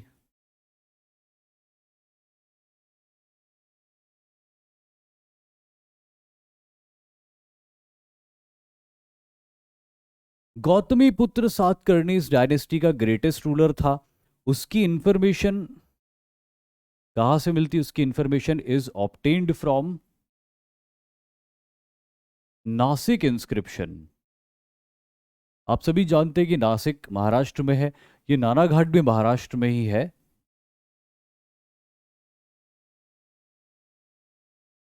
His information is obtained from Nashik inscription. ये इंस्क्रिप्शन इनकी मदर गौतमी बालाश्री ने लिखवाया था अपने बेटे के लिए, और उसमें अपने बेटे के अचीवमेंट्स को गिनवाया उन्होंने, जिसमें एक इंपॉर्टेंट अचीवमेंट यहाँ पे हमको पता चलता है इनका, ही defeated the Scythian ruler Nahapana. वो जो सीथियन रूलर नहपान की मैंने बात करी थी कि वो डिफीट हो गया था, मारा गया था, ये सीथियन रूलर इसी गौतमीपुत्र सातकर्णी के हाथों डिफीट हुआ था और मारा गया था। ये एक बहुत ग्रेट अचीवमेंट था इसका। एक और इसके बारे में बात पता चलती, ही पैट्रोनाइज्ड वैदिक एंड बुद्धिस्ट रिलीजन। सभी रिलीजन्स को इन्होंने पैट्रनाइज किया, लैंड ग्रांट्स दिए बहुत सारे रिलीजन्स को। एक और इंपॉर्टेंट बात पता चलती, his title his title was एक ब्राह्मण। इनका एक टाइटल था एक ब्राह्मण। इसके कई मीनिंग निकलते, कुछ कहते हैं कि ये एक ब्राह्मण का मतलब था कि खुद एक ब्राह्मण थे और ब्राह्मण में सुपीरियर थे। कुछ कहते हैं कि ब्राह्मणिकल रिलीजन जो होता था उसके प्रोटेक्टर थे। तो ये एग्जैक्टली क्लियर तो नहीं होता कि इसका क्या मतलब है, लेकिन एक बात क्लियर होती कि ये डेफिनेटली वैदिक रिलीजन के फॉलोवर रहे थे। बहुत दूर तक इन्होंने अपनी टेरिटरी एक्सपैंड कर दी थी। कहाँ तक टेरिटरी सातवाहंस की एक्सपैंड हो गई थी इनके दौर में, उसको ज़रा देख लेते हैं।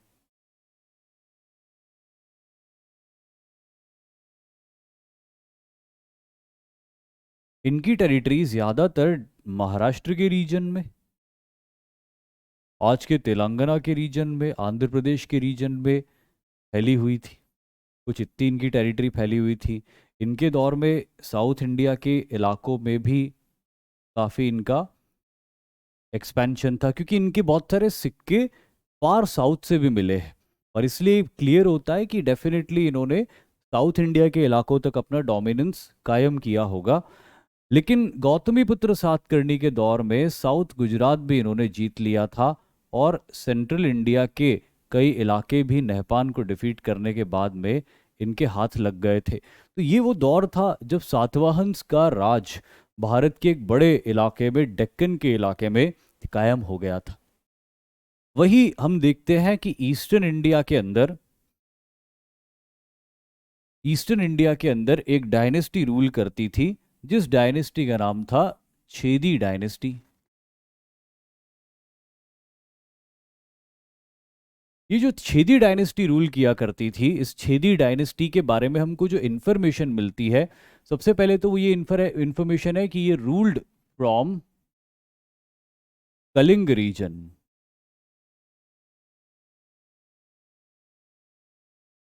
कलिंग रीजन में ये लोग रूल किया करते थे। दूसरी इंपॉर्टेंट इन्फॉर्मेशन हमको ये मिलती कि इसकी इन्फॉर्मेशन कहाँ से मिलती है, तो इट्स इंफॉर्मेशन इज ऑब्टेन्ड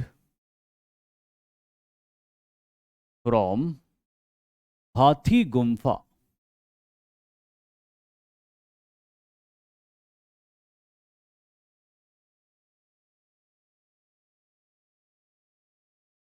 आज के उड़ीसा में हाथी गुम्फा नाम की एक जगह है। उसी हाथी गुम्फा से एक इंस्क्रिप्शन मिलती है जिसमें हमको इनकी इंफॉर्मेशन मिलती है। तो ये भी एक इंफॉर्मेशन है जो याद रखनी है हमको। और हाथी गुम्फा इंस्क्रिप्शन ये कहती है कि he was the follower of Buddhist, sorry Buddhist नहीं भैया, he was the follower of Jain religion. ये जैन रिलीजन के फॉलोवर थे और ये गुफा भी इन्होंने जैन मॉन्क्स के लिए बनवाई थी। ये जो हाथी गुम्फा थी, ये गुफा भी इन्होंने जैन मॉन्क्स के लिए बनवाई थी ताकि उनको शेल्टर मिल सके, जहाँ पे रह के वो अपना मेडिटेशन वगैरह कर सके। तो ये हाथी गुम्फा इंस्क्रिप्शन ये बताती कि जैन रिलीजन के फॉलोवर थे, कलिंग रीजन में रूल करते थे। और एक और इंफॉर्मेशन ये इंस्क्रिप्शन हमको देती है जो किसी और सोर्स से ऑथेंटिकेट नहीं होती, बट वो इंफॉर्मेशन है, ही वॉज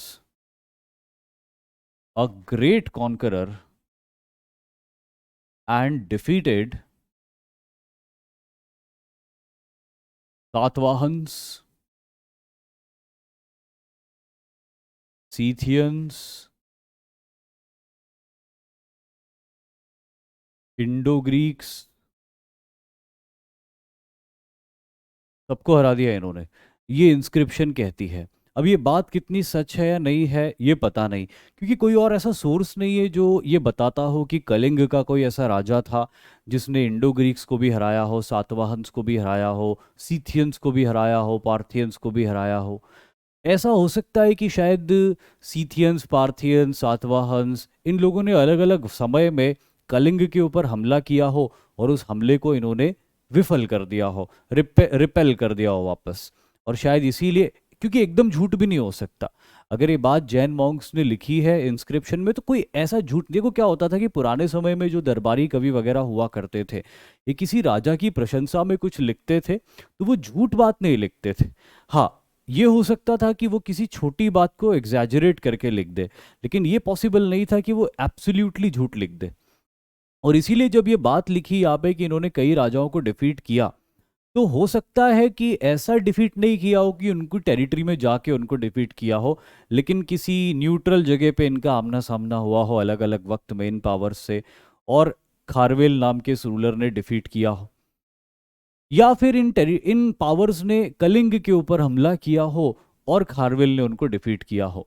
तो ये जो छेदी डायनेस्टी है इसके बारे में जो मैंने अभी नाम लिया खारवेल, ये भी आपको इंपॉर्टेंट बात है जो मैं लिखना भूल गया था यहाँ पे, वो आपको याद रखनी है।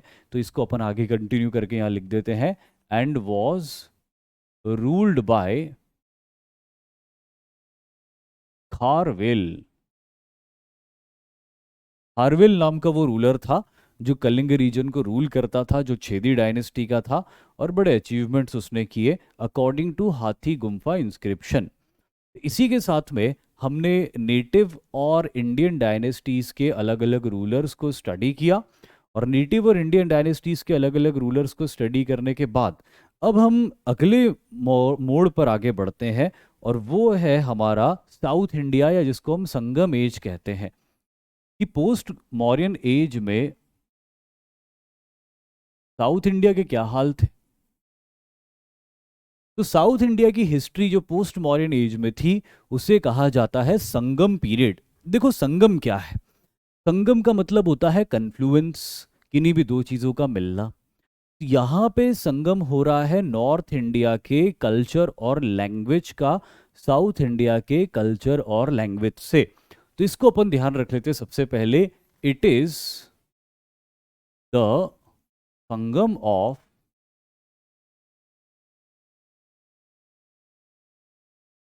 Language and culture of North India and South India. उत्तर भारत और दक्षिण भारत की भाषा और संस्कृति का संगम हो रहा है, इसे संगम कहा जाता है। फिर क्या होता है इसमें, many literatures were created,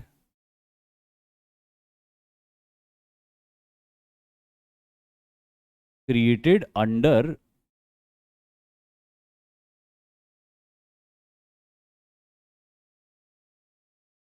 many literatures were created under the patronage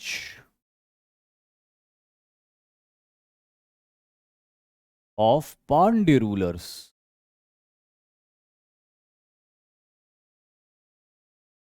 Pandya rulers के पैटर्नेज में कई लिटरेचर्स का क्रिएशन होता है, और इन्हीं लिटरेचर्स से हमको सारी हिस्ट्री पता चलती साउथ इंडिया की। अब पांड्य रूलर्स, जो ये बहुत सारे नॉर्दर्न इंडिया के स्कॉलर्स और साउथ इंडिया के स्कॉलर्स आपस में मिले थे, इन नॉर्थ इंडिया के साउथ इंडिया के स्कॉलर्स को पैटर्नेज कौन प्रोवाइड करता है? पांडे रूलर्स प्रोवाइड करते हैं। और ये जब जब मिले, ये स्कॉलर्स जब जब मिले, हर बार उनके मिलने को एक संगम कहा गया। तो ऐसे ये 3 बार मिले, इनके 3 बड़े संगम हुए। तो 3 संगम्स, कौन कौन से वो 3 संगम थे और कहाँ कहाँ पे हुए? पहला संगम होता है जिसको बोलते हैं थेन मदुराई। थेन,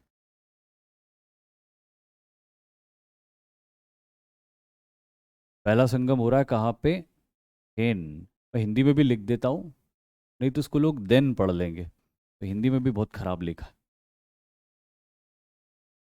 वापस लिखता हूँ, थेन, अब सही है, then Madurai.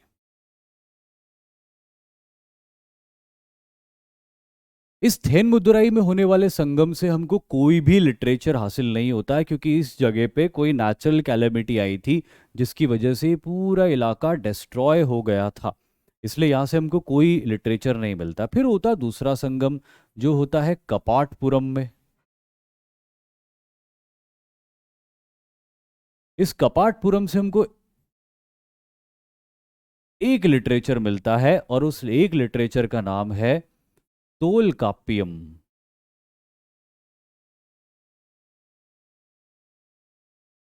Written by तोलकाप्पियर।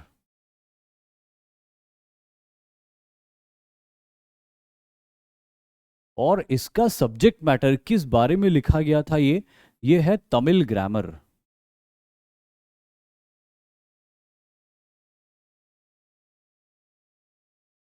Tamil grammar के ऊपर लिखा गया ये तोलकाप्पियम बहुत इंपॉर्टेंट लिटरेचर है, काफ़ी इंफॉर्मेशन प्रोवाइड करता है वो उस दौर के बारे में।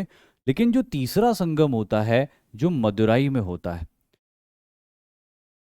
इसमें हमको बहुत सारे लिटरेचर्स मिलते हैं। कैसे कैसे लिटरेचर्स मिलते हैं इसमें हमको? इट्टुट्टो गई, जिसका मतलब होता है 8 पोएम्स। पट्टू पट्टू, जिसका मतलब होता है 10 पोएम्स। पट्टी नीनी कील कनक्कू,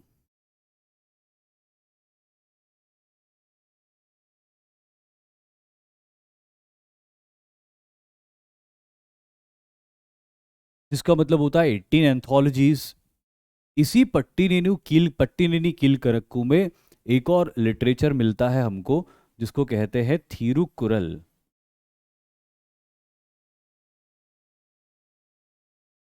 ये थीरुकुरल जो है, इसको कहते हैं बाइबल ऑफ तमिलनाडु, क्योंकि इसमें रिलीजन के बारे में बहुत कुछ लिखा हुआ है।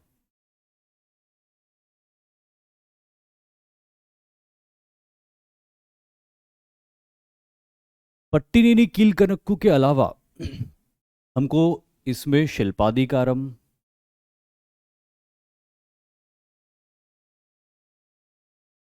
मणिमेखलई,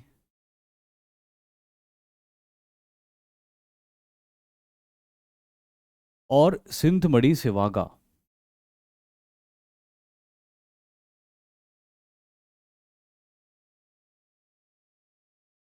ये लिटरेचर्स भी प्राप्त होते हैं। अब इन सारे लिटरेचर्स की बेसिस पे हमको क्या इंफॉर्मेशन मिलती है पॉलिटिकली? वो इंफॉर्मेशन ये मिलती है हमको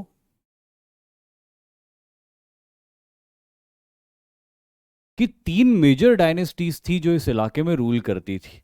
पहली मेजर डायनेस्टी जो यहाँ पे रूल किया करती थी वो पांड्य डायनेस्टी थी। पांड्य डायनेस्टी ज्यादातर साउथ तमिलनाडु के रीजन में रूल किया करती थी, मदुराई और उसके आसपास के इलाके। और इस डायनेस्टी का ग्रेटेस्ट रूलर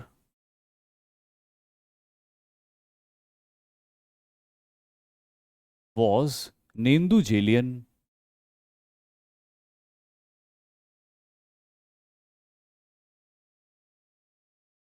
और इन पांड्यास का जो रॉयल इंसिग्निया हुआ करता था, वो हुआ करता था एक मछली, फिश, जिसको कार्प भी बोलते हैं, एक टाइप की मछली होती कार्प। जो लोग फिश खाते हैं वो जानते हैं कि कार्प क्या होती। उसको भारत में कॉमन कार या कॉमन कार्प भी कहा जाता है।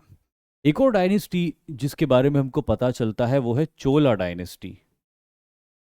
चोला डायनेस्टी ज्यादातर नॉर्थ तमिलनाडु के अंदर रूल किया करती थी, और इसका ग्रेटेस्ट रूलर वॉज करिकला। बड़ा जबरदस्त मिलिट्री पावर थी करिकला की, श्रीलंका के ऊपर हमला करके उसको जीत लिया था। इनका जो इंसिग्निया था वो एक टाइगर हुआ करता था, बाघ। और तीसरी मेजर पावर थी चेरा, जो केरला के रीजन में रूल किया करती थी, और इसका ग्रेटेस्ट रूलर हुआ करता था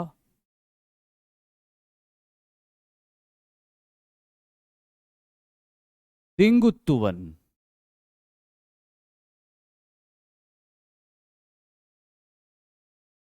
और इस डायनेस्टी का एम्बलम हुआ करता था, इंसिग्निया हुआ करता था बो एंड एन एरो।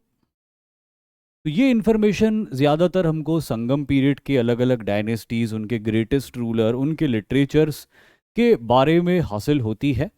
और अब हम देखते हैं कि संगम डायनेस्टी के ये रीजन्स, ये पावर्स किस किस इलाके में रूल किया करते थे। सबसे पहले रेड कलर में हम मार्क करते हैं चेरास की टेरिटरी को, जो आज के केरला के रीजन में रूल किया करती थी। तो मैं लिखता हूँ चेरास। फिर हम मार्क करते हैं, चेरास की टेरिटरी थोड़ी और बड़ी थी, कर्नाटक तक भी फैली हुई थी, कुछ तमिलनाडु के हिस्से भी उनके पास में थे, इतनी छोटी टेरिटरी भी नहीं थी चेरास की। फिर हम मार्क करते हैं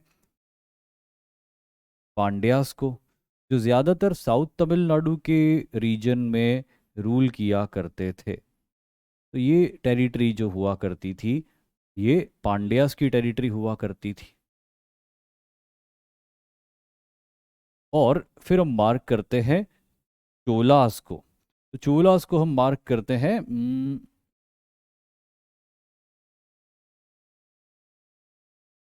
नॉर्थ तमिलनाडु का इलाका,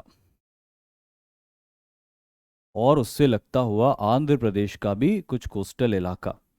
ये टेरिटरी ज़्यादातर चोलास की टेरिटरी हुआ करती थी।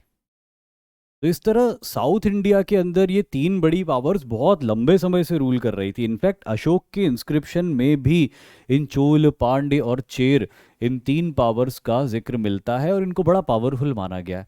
और यही वो तीन इलाके हैं जो मौर्यंस ने कभी भी जीते नहीं थे, कोशिश नहीं करी थी या जीत नहीं पाए थे, ये सब डिबेट की बातें हैं। लेकिन एक्चुअली मौर्यंस ने इन इलाकों को कभी भी रूल नहीं किया, ये हमेशा से ही चोल, पांड्य और चेर के द्वारा ही रूल किए जाते रहे इलाके थे। अब जब हम देखते हैं कि पोस्ट मॉडर्न पीरियड में कई native foreign dynasties, south India के अपने अलग कल्चर और लिटरेचर्स के बारे में हमने बात करी, उनके रूलर्स के बारे में बात करी।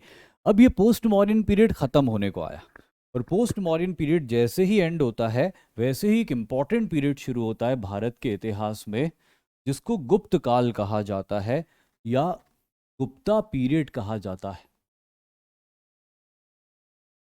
जिसका टाइमलाइन लगभग 250 एडी से लेके 550 एडी के बीच में है। बड़ा ज़बरदस्त टाइमलाइन है। ऑलमोस्ट 300 सालों तक ये एक पावर के तौर पे नॉर्दर्न इंडिया में अपने प्रेजेंस को बना के रखते हैं। इस डायनेस्टी का founder founder of this dynasty was, कौन था इस डायनेस्टी का फाउंडर? तो उसका नाम लिखता, हमें पता चलता है श्री गुप्त। कहाँ से पता चलता है मैं आगे आपको बताऊंगा। लेकिन इस डायनेस्टी का जो फर्स्ट ग्रेट रूलर था, first great ruler of this dynasty was Chandragupta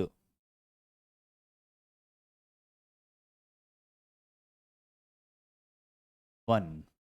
Chandragupta one इस डायनेस्टी का पहला ग्रेटेस्ट रूलर था, और ये 319 एडी से लेके 335 एडी के बीच में रूल करता है।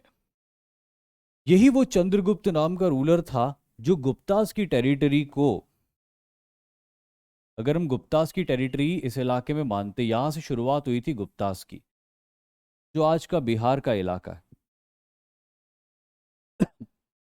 जो श्रीगुप्त के इलाके थे, जो श्रीगुप्त के इलाके थे जो उसने फाउंड किए होंगे, वो इलाके बहुत छोटे थे, वे बहुत एक्सपैंडेड इलाके नहीं थे।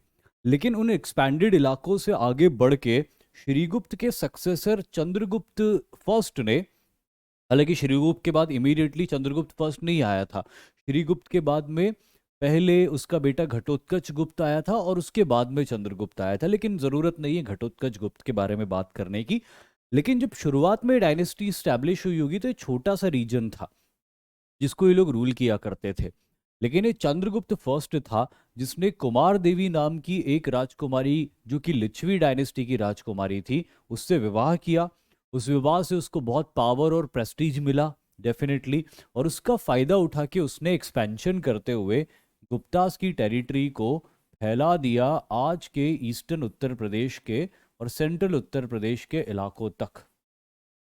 तो गंगा के फर्टाइल मैदानों का इलाका कंप्लीटली उसने डोमिनेट कर लिया। कुछ बंगाल के इलाके भी उसने जीत लिए, जिसके साथ ही वो एक बड़ी पावर बन गया ईस्टर्न इंडिया में। अभी एक लॉन्च पैड बन गया था। इस लॉन्च पैड से आने वाली जनरेशन के इसके सक्सेसर्स गुप्ता एम्पायर को बड़ी तेजी से आगे बढ़ा सकते थे। तो हम्म तो first great ruler of this dynasty was Chandragupta. 319 से लेके 335 एडी तक ये रूल करते हैं। एंड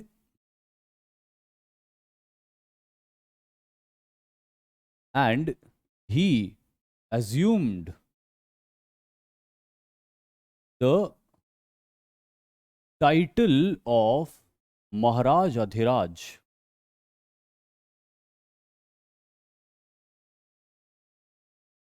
महाराज अधिराज का टाइटल हासिल करने वाला या एज्यूम करने वाला ये गुप्ता डायनेस्टी का पहला रूलर था। दूसरा इंपॉर्टेंट रूलर इस डायनेस्टी का, या यूं कहूं वन ऑफ द ग्रेटेस्ट, इस डायनेस्टी में बहुत सारे ग्रेट रूलर हुए जिनमें हम किसी को भी एक से ऊपर या नीचे नहीं रख सकते। मैं बात कर रहा हूँ समुद्रगुप्त की और उस समुद्रगुप्त के बेटे चंद्रगुप्त सेकंड की।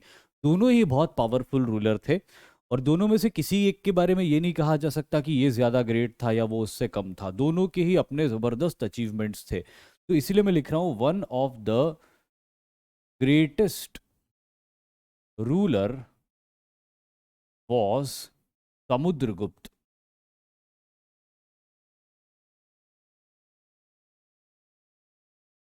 समुद्रगुप्त एक बहुत ग्रेट रूलर था इस डायनेस्टी का, जो चंद्रगुप्त फर्स्ट और उसकी वाइफ कुमार देवी का बेटा था। समुद्रगुप्त का रूल 335 एडी से शुरू होकर 375 एडी तक चलता था। 335 एडी से लेके 375 एडी के बीच में समुद्रगुप्त ने रूल किया था। समुद्रगुप्त ने इस रूल के दौरान क्या किया था, इसकी इंफॉर्मेशन हमको मिलती है एक इंस्क्रिप्शन से जिसको प्रयाग प्रशस्ति कहते हैं। तो most of his info is obtained from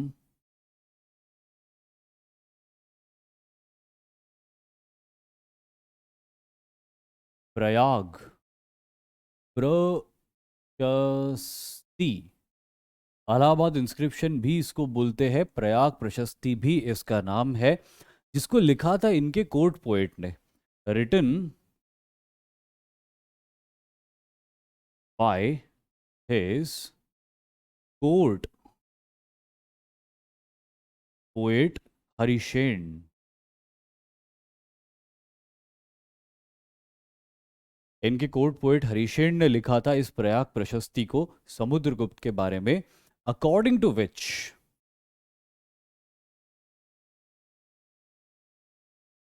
he defeated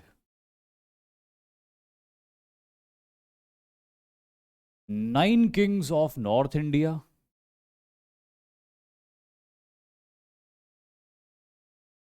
12 kings of South India,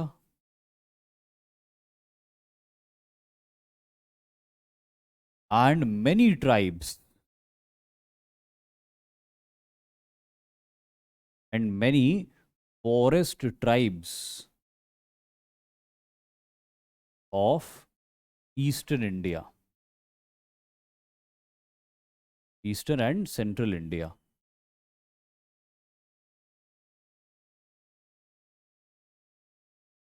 तो ये इनके बहुत बड़े अचीवमेंट्स थे। इन्होंने उत्तर भारत के 9 राजाओं को हराया, दक्षिण भारत के 12 राजाओं को हराया, और ईस्टर्न और सेंट्रल इंडिया की भी कई आटविक ट्राइब्स यानी कि जंगली ट्राइब्स को डिफीट किया। इतने सारे जो इन्होंने कॉन्क्वेस्ट किए, इसीलिए विंसेंट स्मिथ ने इनके बारे में लिखा।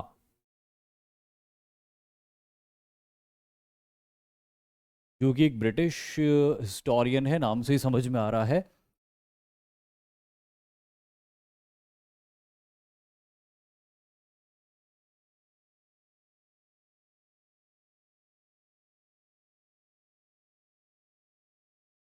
The Napoleon of India.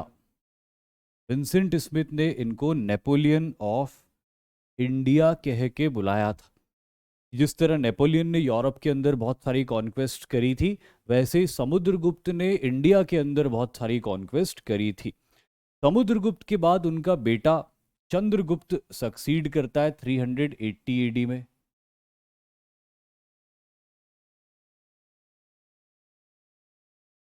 जो 380 एडी से लेके 414 एडी तक रूल करता है। अभी जो 318 एडी से लेके 414 एडी के बीच में जो रूल करता है, इसमें सबसे पहले तो एक बात हमको समझ में आती है, यहाँ पे कंफ्यूज करती है कि समुद्रगुप्त ने 375 एडी तक रूल किया था और इसने 380 एडी तक रूल किया था, तो ये 5 साल कहाँ गए। दरअसल समुद्रगुप्त की डेथ के बाद उसका बड़ा बेटा रामगुप्त गद्दी पे बैठता है और 5 साल तक रूल करता है, बट वो एक इनकेपेबल रूलर साबित होता है।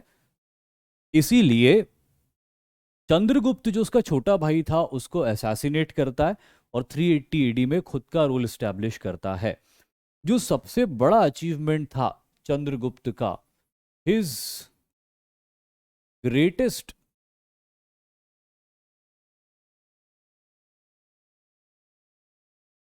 achievement was to defeat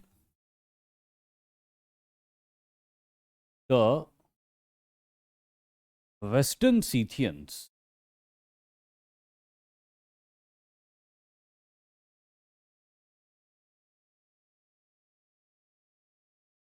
पश्चिमी शक क्षत्रपों को हराना चंद्रगुप्त का सेकंड का सबसे बड़ा अचीवमेंट था, जिसके बाद उसने एक टाइटल लिया था, after which he assumed the title Vikram Aditya.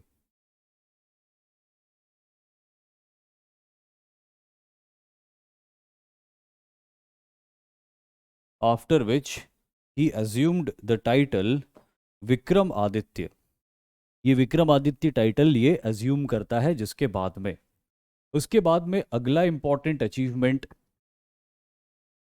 Chandragupta का ये होता है कि ही डिफीटेड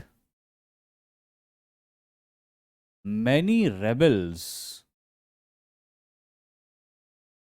एंड इन्वेडर्स।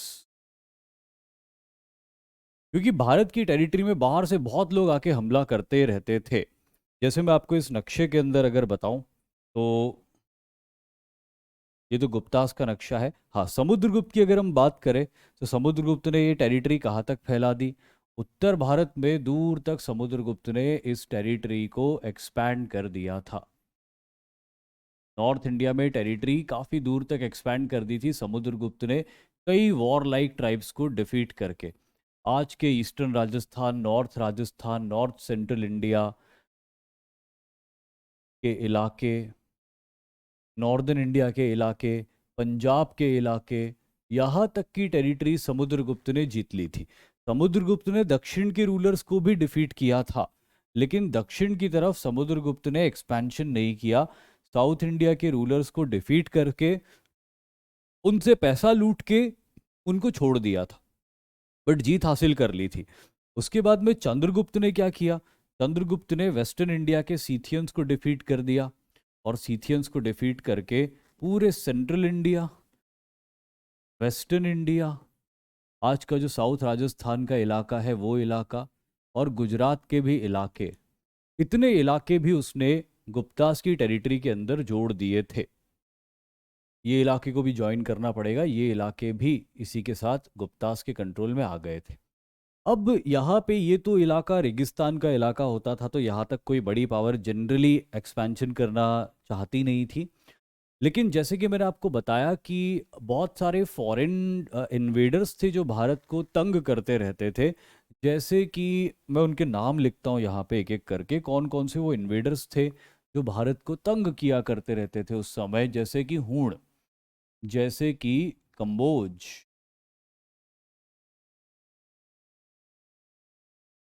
हाइट हो गया, और कलर से लिख देता हूँ इसको, जैसे कि कंबोज, जैसे कि किन्नर्स, जैसे कि किरात, जैसे कि पर्शिका, ईरानी लोग थे ये पर्शिका, हूण, कंबोज, किन्नर, किरात, ये लोग पेरिफेरल रीजन्स में रहते थे और हमले किया करते रहते थे इंडिया के ऊपर। चंद्रगुप्त ने अपनी टेरिटरी से बाहर निकल के इन सारी पावर्स के इलाके में घुस के इनको मारा। ऑब्जेक्टिव कि इनको इनके घर में कॉर्नर करके रख दिया जाए, ताकि ये इंडियंस की बॉर्डर्स को पार करके सरहदी इलाकों में लूट पाट खून खराबा नहीं करें। और इसीलिए चंद्रगुप्त एक बहुत खास रूलर है, जिसने अपनी टेरिटरीज से निकल के अपने दुश्मनों का सफाया किया था। तो इस तरह से चंद्रगुप्त बड़ी जबरदस्त अचीवमेंट्स करता है। सीथियंस को हराना बहुत जबरदस्त अचीवमेंट था। गुप्ताज ने बहुत बड़े पैमाने पे सोने के सिक्के इशू किए थे, लेकिन एक खास बात चंद्रगुप्त की थी, और वो ये थी,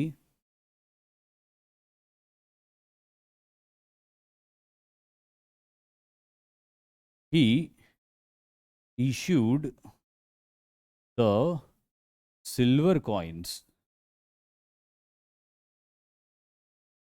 इन्होंने सिल्वर कॉइन्स भी इशू किए थे, क्योंकि जब इन्होंने सीथियंस को डिफीट किया था, तो सीथियंस के पास में बहुत सारे सिल्वर कॉइन्स हुआ करते थे।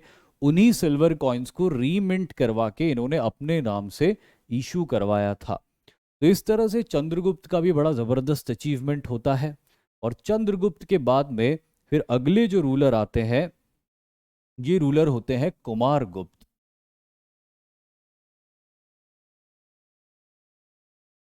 कुमारगुप्त जो 414 एडी से लेके 454 एडी के बीच में रूल करते हैं। गुप्ता एज का गोल्डन पीरियड था ये, जब कुमारगुप्त रूल कर रहे थे। His title was Mahendraditya.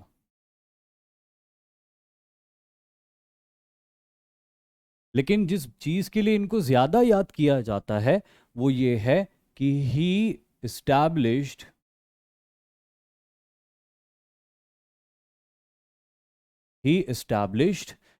एक इन्होंने इस्टेब्लिशमेंट किया था नालंदा यूनिवर्सिटी का। आप सभी जानते होंगे, नाम सुना होगा आपने, नालंदा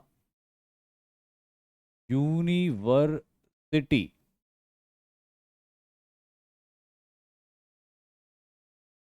नालंदा यूनिवर्सिटी को इन्होंने इस्टेब्लिश किया था, जो बाद में टर्किश इन्वेजन के दौरान तोड़ दी गई थी, लेकिन उसका एस्टेब्लिशमेंट इनके दौर में हुआ था। एक और बात जो याद रख सकते हैं इनके बारे में, during his last days the empire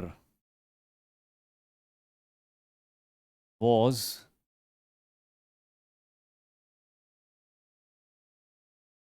threatened by the Huns। हुणों ने इस एम्पायर को थ्रेटन किया था। हालांकि चंद्रगुप्त विक्रमादित्य ने कई हमले करके हूणों को सबड्यू किया था, लेकिन हूण फिर से रीग्रुप होके, रीस्ट्रेंथन होके एक बार और बड़ा हमला करते भारत के ऊपर।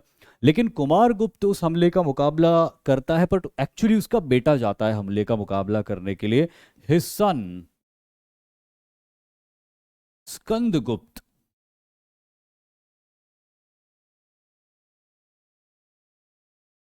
रिपेल्ड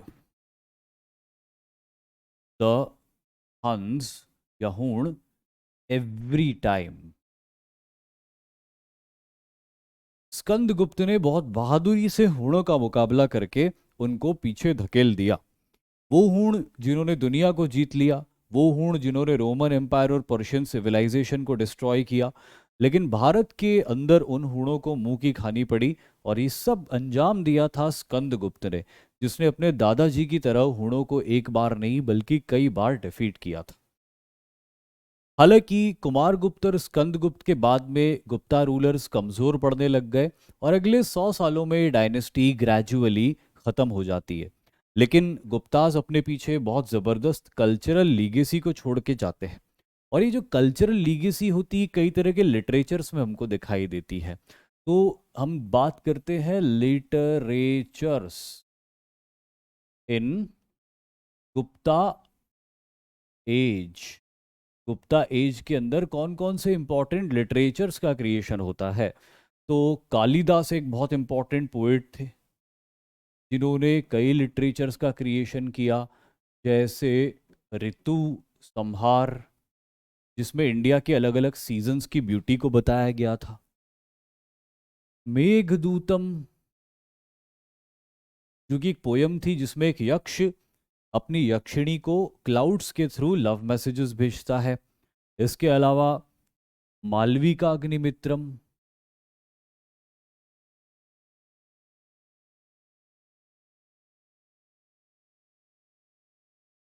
जिसमें पुष्यमित्र शुंग के बेटे अग्निमित्र और मालविका की लव स्टोरी बताई गई है। अभिज्ञान, शकुंतलम, ये कालिदास का फाइनेस्ट ड्रामा माना जाता है। रिवीलिंग ऑफ शकुंतला, शकुंतला और दुष्यंत नाम का एक राजा रहता है और शकुंतला नाम की एक ऋषि कन्या होती है, जिनकी लव स्टोरी के बारे में इस लिटरेचर के अंदर बताया गया है। रघुवंशम,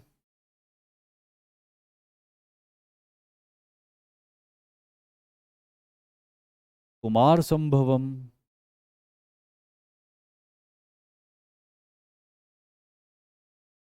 जिसमें शिव पार्वती और उनके बेटे कार्तिकेय के बारे में बताया गया है और किस तरह कार्तिकेय राक्षस ताड़कासुर का वध करता है। और विक्रम उर्वशीयम,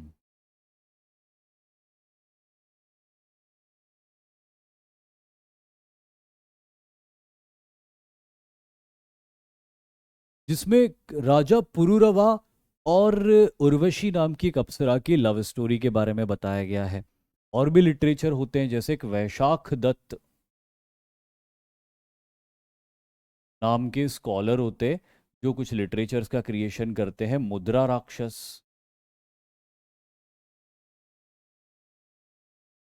जिसमें चाणक्य और चंद्रगुप्त ने किस तरह से नंद वंश को डिस्ट्रॉय किया उसके बारे में बताया गया है।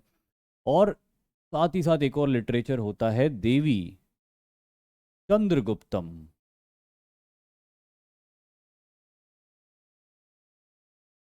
जिसमें यह बताया गया है कि किस तरह चंद्रगुप्त अपने भाई रामगुप्त की इनकॉम्पिटेंस की वजह से उसको किल करता है और फिर देवी नाम की या ध्रुव स्वामिनी नाम की एक लड़की से ब्याह करता है, उससे विवाह करता है, ये बताया गया है। साथ ही साथ हमको इसमें एक और लिटरेचर मिलता है, मृच्छकटिकम,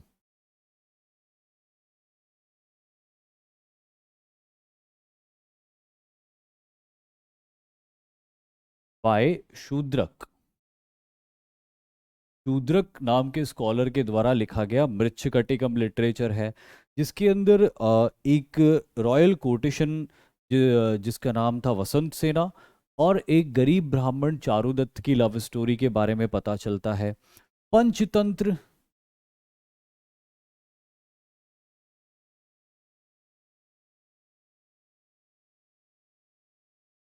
विष्णु दत्त शर्मा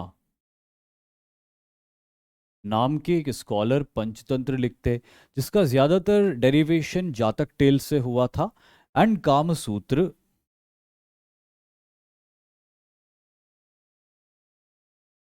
बाय वात्स्यायन,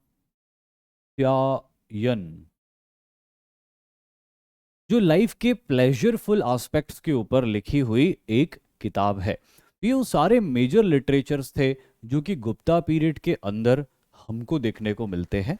और साथ ही साथ गुप्ता पीरियड में हमको एक नया आर्किटेक्चर भी देखने को मिलता है, जिसको नागर शैली का आर्किटेक्चर बोलते। इस तरह के आर्किटेक्चर में छोटे मंदिर बनते थे। ये मंदिर ज्यादातर शुरुआत में मोनोलिथिक होते थे, यानी कि एक ही चट्टान को काटकर बनाए जाते थे। ये मंदिर फ्लैट रूफ्ड होते थे, यानी कि मंदिरों की निर्माण की, टेम्पल्स के कंस्ट्रक्शन की शुरुआत हो गई थी गुप्ता एज में, जो नर्मदा रिवर के ठीक नॉर्थ में बनना शुरू हुए थे। इस तरह के टेम्पल्स को नगर शैली या नागर स्टाइल के टेम्पल्स के नाम से जाना जाता है। तो बहुत सारे कल्चरल डेवलपमेंट्स गुप्ता पीरियड के अंदर हमको दिखाई देते, लेकिन फिर गुप्ता पीरियड अपने एंड की तरफ आता है। और गुप्ता पीरियड के एंड के बाद में हम देखते हैं, अच्छा, गुप्ता पीरियड में एक और चीज मैं आपको बता दूं, वो एक चीज बता दूं कि एक पावरफुल डायनेस्टी थी।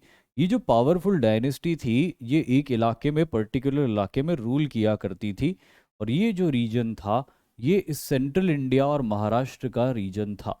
ये गुप्तास के बहुत क्लोज एलाइज हुआ करते थे, और अपनी इंडिपेंडेंट स्टेटस को इन्होंने गुप्तास के दौर में बना के रखा था। इन्हें वाकाटक कहा जाता था। इसको वाकाटक वंश या वाकाटक डायनेस्टी कहा जाता था।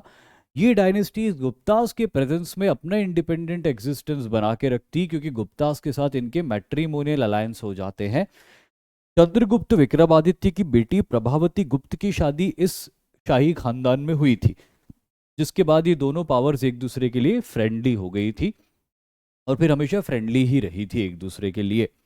तो अब गुप्तास का जब डिक्लाइन होता है, तब उत्तर भारत में एक और बड़े राजा का राइज होता है, और उनका नाम होता है एम्परर हर्षवर्धन।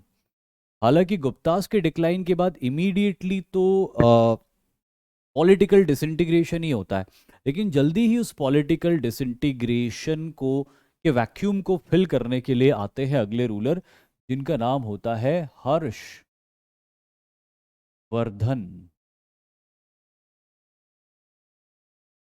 हर्षवर्धन की ज्यादातर इंफॉर्मेशन हमको मिलती है उनके लिटरेचर से। Harshacharita, his info is obtained from Harshacharita of Banabhatta.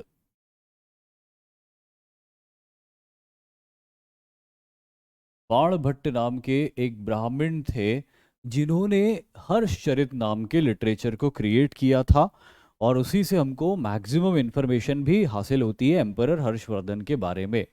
इससे पता चलता है कि हिज, पहले मैं आपको इनकी स्टोरी बता देता हूँ, फिर इनके बारे में इंपॉर्टेंट पॉइंट्स को हम लिख लेंगे। दरअसल जब गुप्तास का डिक्लाइन हुआ था, तो कई छोटी छोटी पावर्स का राइज हो गया था। अब ये पावर्स जो थी, इनमें जो मेजर पावर्स थी वो मैं आपको यहाँ पे दिखाता हूँ। जैसे यहाँ पे एक बड़ी पावर का राइज हुआ था, जिसको हम बोलते हैं थानेश्वर के वर्धन्स,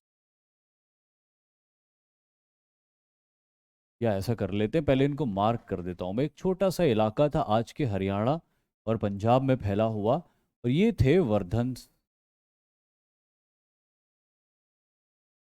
वर्धन्स की टेरिटरी कुछ यहाँ तक फैली हुई थी। जैसे ही वर्धन्स की टेरिटरी खत्म होती थी, एक दूसरा किंगडम शुरू होता था। उस किंगडम को कन्नौज का किंगडम कहा जाता था, जिसको मौखरी डायनेस्टी कहा जाता था। तो मौखरी डायनेस्टी के रूलर्स कन्नौज के इलाके में रूल किया करते थे। ये दो बड़ी पावर्स थी इस इलाके में, और एक बड़ी पावर जो फर्दर साउथ में बंगाल के अंदर रूल कर रही थी, वो थी गौड़, जिसके रूलर शशांक गौड़ थे। वहीं मालवा के रीजन में अभी भी गुप्तास के कुछ एलिमेंट्स बाकी थे, और यहाँ पे गुप्तास की कुछ रूलर्स मालवा के रीजन में या सेंट्रल इंडिया के इलाके में गुप्तास के कुछ सक्सेसर्स बाकी थे जो अभी भी रूल कर रहे थे। तो इस तरह भारत में बहुत सारी छोटी छोटी पावर्स का डेवलपमेंट हो गया था। अब होता यह है कि मालवा के गुप्त और बंगाल के गौड़ ये दोनों मिल जाते हैं और ये दोनों मिलके हमला कर देते हैं किसके ऊपर? ये दोनों हमला कर देते हैं मौखरी डायनेस्टी के ऊपर, और मौखरी डायनेस्टी के राजा गृहवर्मन को डिफीट कर देते, उसको मार डालते। अब गृहवर्मन के मर जाने से इनको बड़ा परेशानी होती, क्यों? क्योंकि वर्धंस की बहन जिसका नाम राज्यश्री था, उसकी अभी अभी शादी हुई थी मौखरी रूलर गृहवर्मन से। तो जैसे ही गौड़ और गुप्त मिलके मौखरीस के ऊपर हमला करके उनको डिफीट करते, वैसे ही उनका राजा गृहवर्मन भी मर जाता है और उस राजा की रानी यानी कि वर्धंस की राजकुमारी जिसका नाम था राज्यश्री, वो पकड़ी जाती है। तो फिर इस राज्यश्री को बचाने के लिए वर्धंस आगे बढ़ते हैं गुप्त और गौड़ के खिलाफ लड़ते हुए। लेकिन इस आगे बढ़ने की प्रोसेस में वर्धंस का राजकुमार या वर्धंस का राजा राज्यवर्धन मारा जाता है। और फिर उसके बाद राज्यवर्धन का छोटा भाई हर्षवर्धन आगे बढ़ता है, और हर्षवर्धन गुप्तास को तो राज्यवर्धन ही हरा देता है पहले, लेकिन जो शशांक गौड़ था उसको हर्षवर्धन हराता है, अपनी बहन को छुड़वाता है, और देखते ही देखते इस पूरे इलाके के ऊपर अपना रूल सेटअप करना शुरू कर देता है। देखते ही देखते इस पूरे इलाके में अपना रूल सेटअप कर देता है। जो पंजाब के मैदान है, फर्टाइल प्लेन्स ऑफ पंजाब, वहां से लेके शशांक गौड़ को डिफीट करते हुए कन्नौज के ऊपर अधिकार करते हुए बिहार की तरफ बढ़ता है, और बिहार से बंगाल की तरफ बढ़ता है। शशांक गौड़ को पकड़ के मार डालता है और पूरे बंगाल के ऊपर भी अपना कब्जा कर लेता है।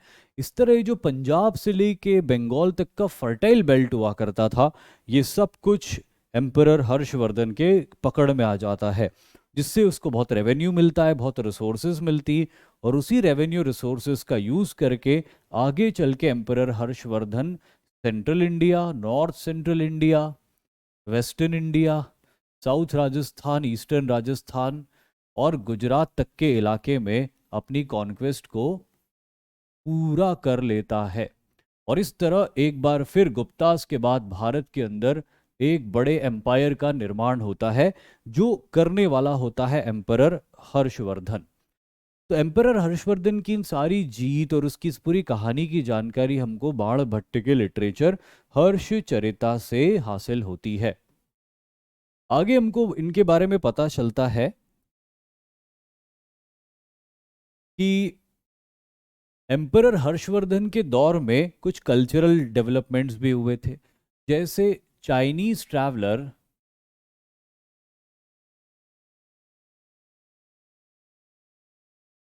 हुएनसांग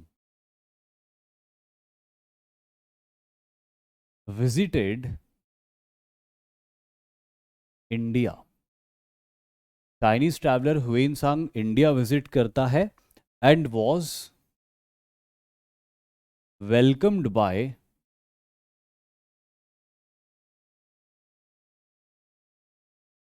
एम्परर हर्ष।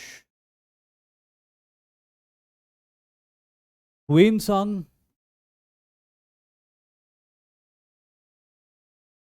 visits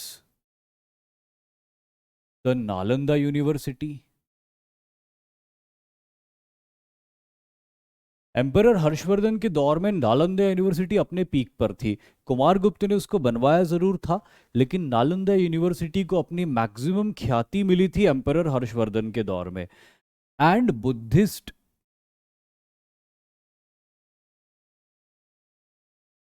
साइट्स, दरअसल एम्परर हर्षवर्धन दरअसल हुएनसांग का ऑब्जेक्टिव भारत में आने के पीछे यही था, क्योंकि खुद भी वो एक बुद्धिस्ट मॉन्क थे, तो बुद्धिस्ट साइट्स को विजिट करना चाहते थे। बुद्धिस्ट यूनिवर्सिटी नालंदा को उन्होंने विजिट किया था। एक इम्पॉर्टेंट इवेंट था जो एम्परर हर्षवर्धन के दौर में हुआ था। साथ ही साथ emperor Harshvardhan began religious gathering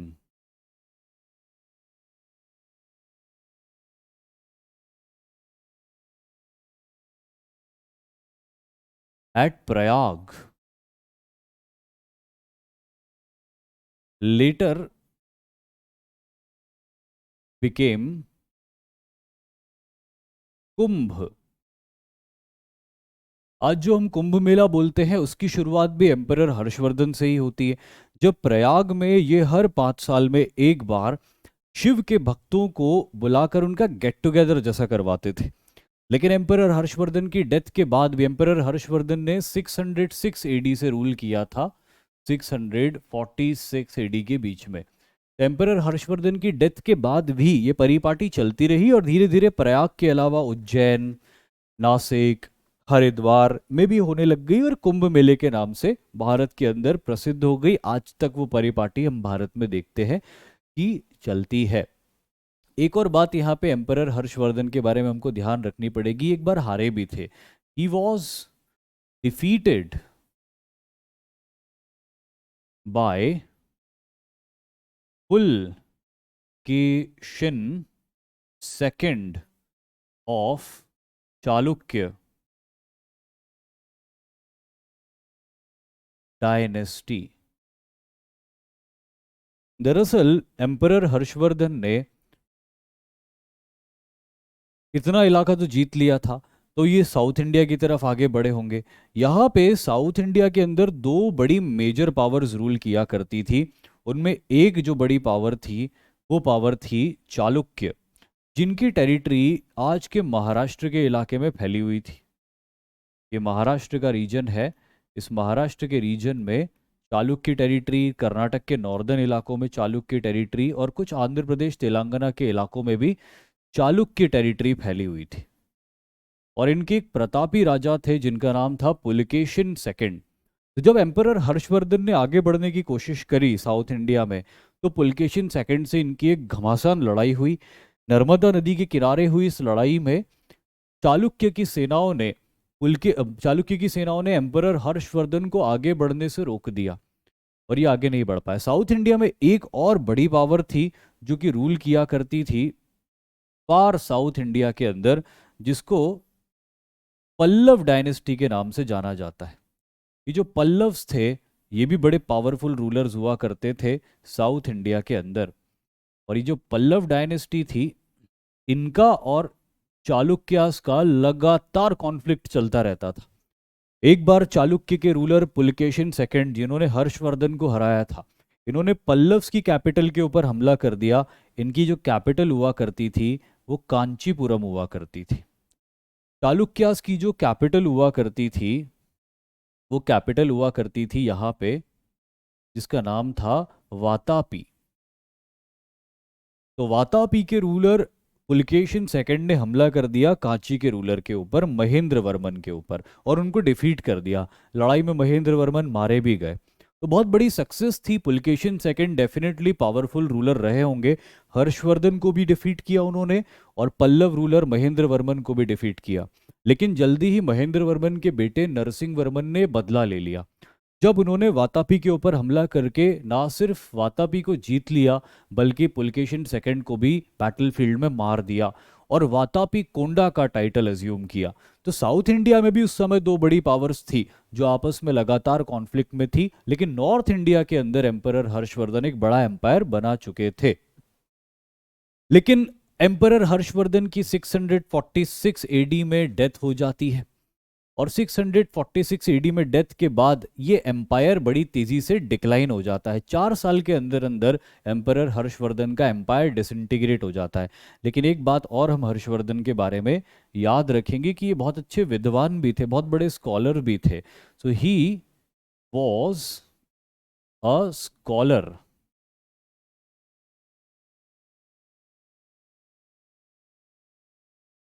and wrote Sanskrit pledge,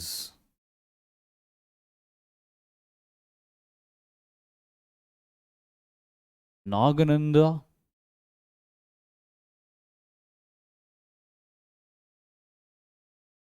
Ratnavali, and Priyadarshika.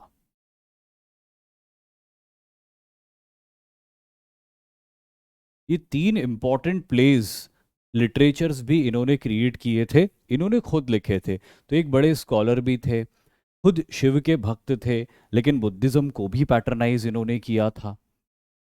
साथ ही साथ एम्परर हर्षवर्धन ने हुएन सांग जैसे स्कॉलर को भी वेलकम किया, उनको खूब रिस्पेक्ट दिया।